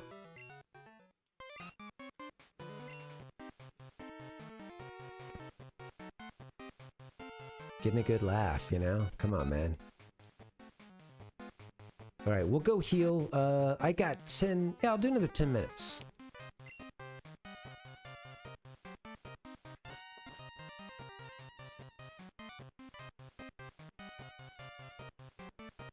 In terms of like that, his style of editing, it was very influential to what a lot of people younger than me are doing, you know? Oh, I'm not trying to fish. Thank you.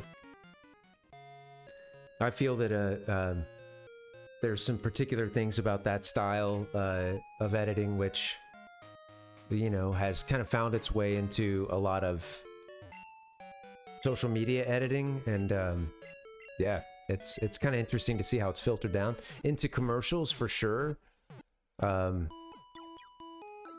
That's kind of funny to see, like a style of, you know, and then eventually you start to see it in these like big money commercials. Some kind of yeah, it was ahead of its time for sure. I think appeals to a lot of Gen Z artistic, you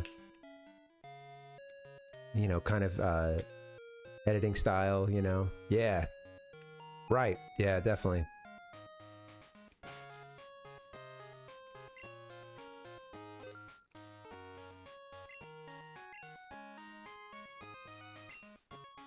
Boom, boom, boom, boom. It is funny to watch even like you know, something like Eric Andre, or, you know, which is not that old at this point, but I mean, I guess it's had several seasons, you know, and you know, you do see how comedic styles have even evolved since then, you know, and how quickly sometimes, and I think, you know, that's the thing, like everything does get old, and then the question is does it come back to be oh, is it on mono, Mayo? Let me see. Yeah, thank you for the heads up.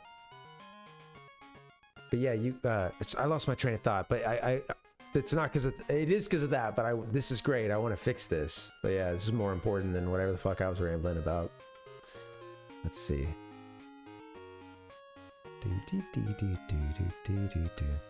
Yeah, look at that, mono. Difference?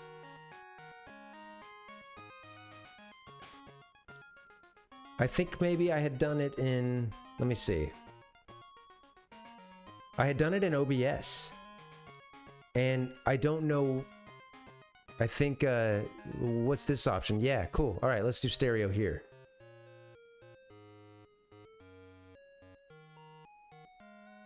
This is weird. Okay. This is like some like proto stereo where you just have a couple channels, instruments dedicated to like one one side of the stereo. Listening to like the Beatles stereo stuff from back in the day. You'll hear like drums and guitar on one ear, and then, you know, bass and something else in the other. Another guitar, you know. All right, let's finish this fucking radio tower. Sorry, I'm tired. Could you kick up the 43D 3D3? 43D3 engaged. All that bluster about I'm in the wrong section too. Jeez. All that bluster about moving faster. You know? The high energy at the end, you know. This will perk me up hearing that music. We have a 1017 at the sugar factory.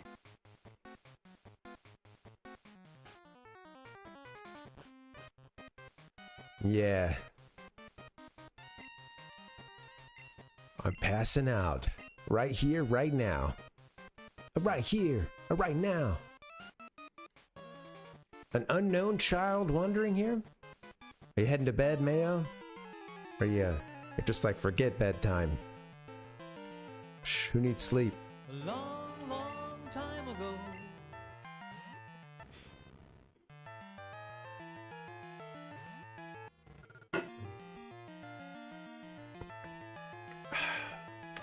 Well, this is not the mashup you want.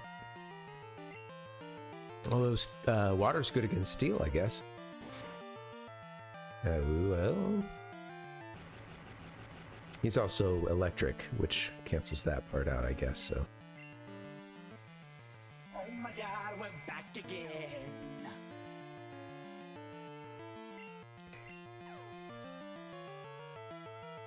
Chincho is confused. Oh, they're not the only one. Let's water gun it up. Oh shit. About to snipe us here. Look, enemy Magnemite took aim. Chincho's confused no more. Used a middling move. This is not suitable for work. Covered the gambit of topics here. I got some good stuff covered. Some good ground covered tonight. Some bad ground covered too. Some regrettable conversations. Like about Link's bowel movements. And, but hey, you know, no regrets. I suppose. Do, do, do, do, do. You gotta talk about the hard stuff sometimes, you know?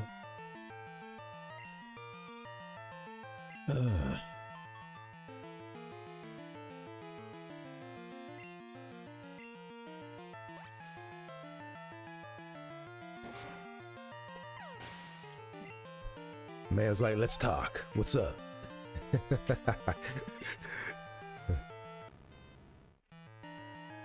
I was thinking about the role of like shock jock, you know, shock jocks and like I don't know, all the like radio personalities and how that's sort of evolved to more of a video format, I think, at this point. You know, obviously since not as many people are listening to radio, although some older folks do. You know, so it just had me thinking of this one podcast I watched had someone on it who was I think it had something to do with what's his name, Howard Stern, you know. And like I remember as a kid seeing that Howard Stern Private Parts movie and being like, whoa, like I think it was on TV and you know, it was not a I think they censored, of course, but I remember like, wait, what? You know, this is crazy. Yeah.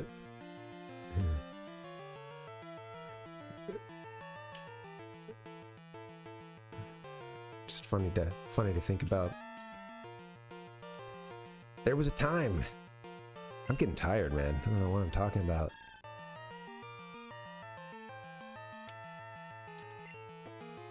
Let's I'm gonna get us out of this one, hopefully. I say that with not a whole lot of confidence, but yeah, I'm gonna get us out of here, and I think I'll save and call it a night. I'm getting tired. It's getting weird.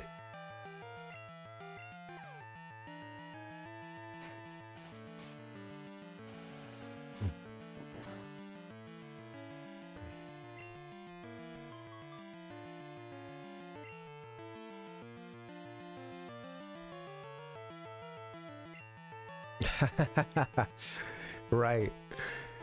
Yeah, well, I like this boop boop boop, you know. I keep hearing, even though it's not it, I keep hearing the rocket theme. This stereo is throwing me off to have, ooh, yikes. I have to get used to that, see what y'all think. One time when me and my cousin wanted to battle in the first gen of Pokemon, we got the link cable, and my dad had given me these crappy, like, it was like a little speaker unit, you know. The speakers were about that big, you know, maybe like that deep or something, you know, and or, you know, like, I don't know, kind of just two little small stand ones. And we had they had a headphone jack that you could use, and we had plugged that in from our one of our Game Boys. We were just listening to that, and I remember our uncle coming in and being like, "You're listening to it on the stereo," you know, and like, and us being like, "Yeah," you know, like, all right, yeah, like what? Yeah. Yeah. We wanted to hear this. We wanted to hear this in 3D. Okay, all right. You get that, Uncle? You listening? I need to try it first. All right, we're trying to hear this in high def. Yes. 3D. Yes. 4D, 3D, 3D. Could you 3. pick up the 43D, 3D, 3D? 3D engage. My powers have doubled since the last time we met, Count. One more Pokemon. Jesus. Another Magnemite. This is where the fun begins.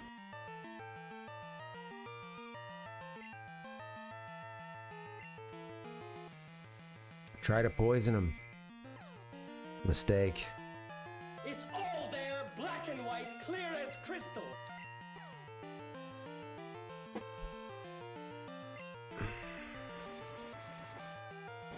Hey, we'll get to the schedule here in just a bit. I'll make this the last fight of the night, and then I think I'm heading out. God damn it, just fight the thing. Jeez, PETA. We know Magnemite's taking aim, they're locking on, blah, blah, blah, blah, blah.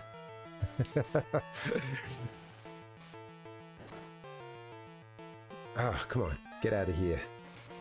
Kirby 64 was fun. We did that on Friday. And the first time playing that one, that's seems like it's going to be a fun game. I think we're about a third of the way through it. But we're going to go, I'll try to get us every shard and collect all the shards, see what we can do. All right, let's just finish this thing off. Yeah, I haven't played a lot of Kirby, so I'm kind of curious to know sort of where this game stands amongst the others. Of course, that's not going to be very effective. We're going to get our ass kicked by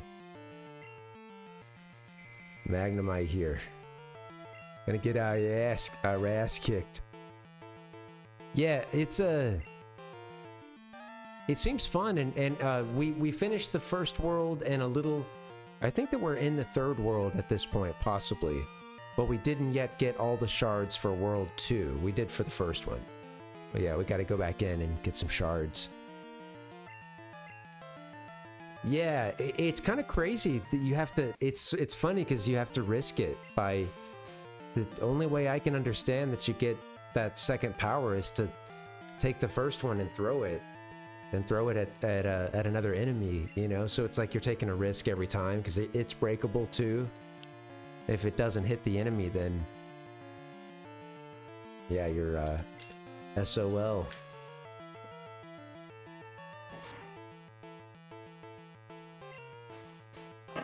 Then you don't have any power up, you know? It's an interesting. I bet at a certain point when you're good enough at it, you're not missing too often once you go for the double ability. So that's kind of a get good situation, I'm sure. But yeah, I've been losing a lot of power ups trying to get the double, so that's where I'm at. Takedown. I think takedown sucks, but I don't remember. What is takedown? Take down, Pokemon, move.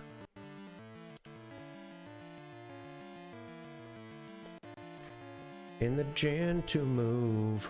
Gen to move.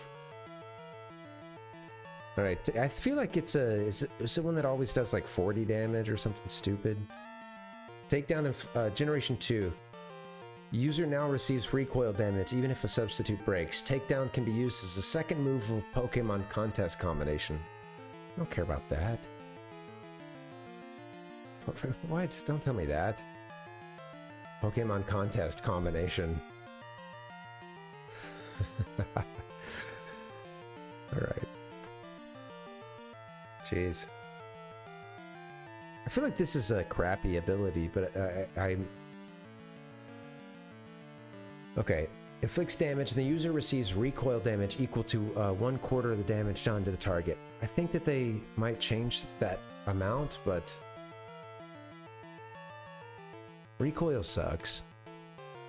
I think we're gonna maybe skip it, I don't know.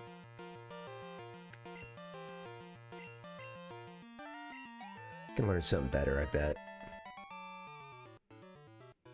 Yeah, I'm stoked on that Pokemon contest combination, you know?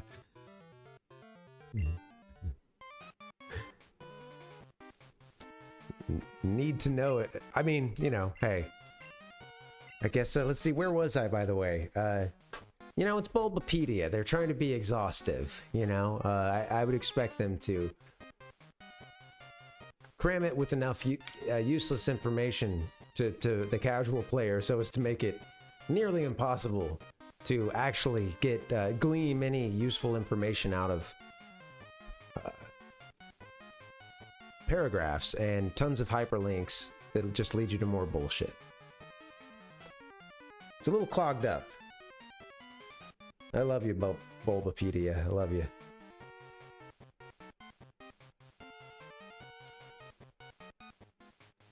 Boop, boop, boop, boop, boop.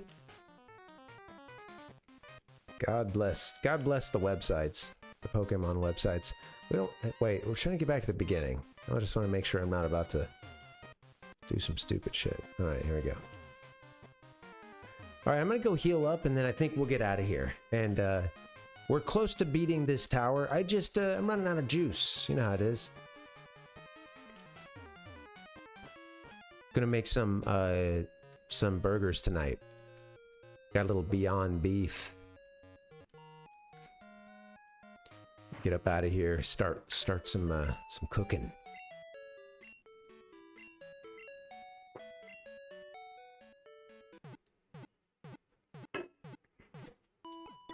Do-do-do. Clap, clap. Thanks for waiting. Your Pokemon are fully healed. We hope to see you again. All right. This has been cool, guys. Thanks for hanging out.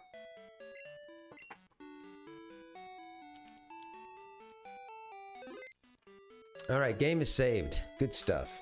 Looking forward to that Pokemon contest combination fulfillment.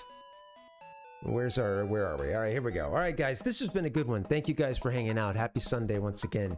Hope you have a good rest of your weekend. And yeah, come in for a smooth landing into the week. Feel like I'm on the radio now. Not a shock jock, but we're gonna play a wide variety of crappy music over the decades, you know, and I can't even use those words while this song is on in the background, man. It doesn't feel right. But yeah, thanks, Mayo. This has been cool. Thank you guys for hanging out. I'll be back tomorrow doing some Kirby. Tuesday we'll play a little well, shit, I'll just say it. We're doing some Castlevania. Let's play some Castlevania for the Famicom Disk System. I played that one several months back, but it seems like a good one to try to go through again on Halloween. That'll be fun. We'll bust out the FDS. And yeah, and then I'll be back Wednesday with some Crystal. So a little Crystal Meth for y'all. That'll be fun. I have a beta sequence I've been working on. Would you like to see it? Pokemon Crystal, not even once. 251 times. All right, guys, I'm gonna get up out of here. I hope you guys have a good night. I'll see you tomorrow. I'm tired. Hope you guys are too, and you can sleep well. And I'm gonna shut the hell up now because I need to get out of here. I'm not doing myself any favors, so I'll just... Yes. Yes. Yes. This is not suitable for work. Cricket? Nobody understands cricket. Dang. What's up with all these books? Give me a hell yeah! Austin 316 says I just whipped your ass!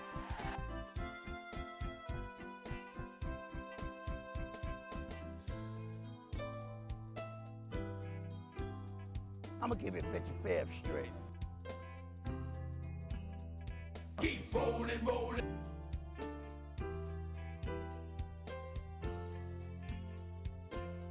Now you're playing with power.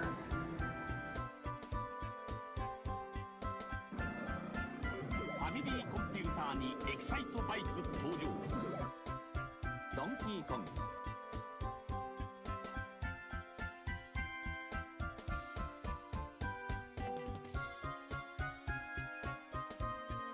ファミリーコンピューター。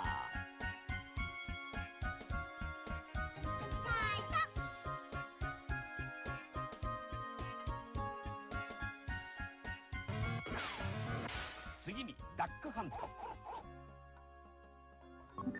ファミリーコンピュータの楽しさを広げるアイスクライマー。ファミリーコンピューターにエキサイトバイク登場。You never know where you might end up.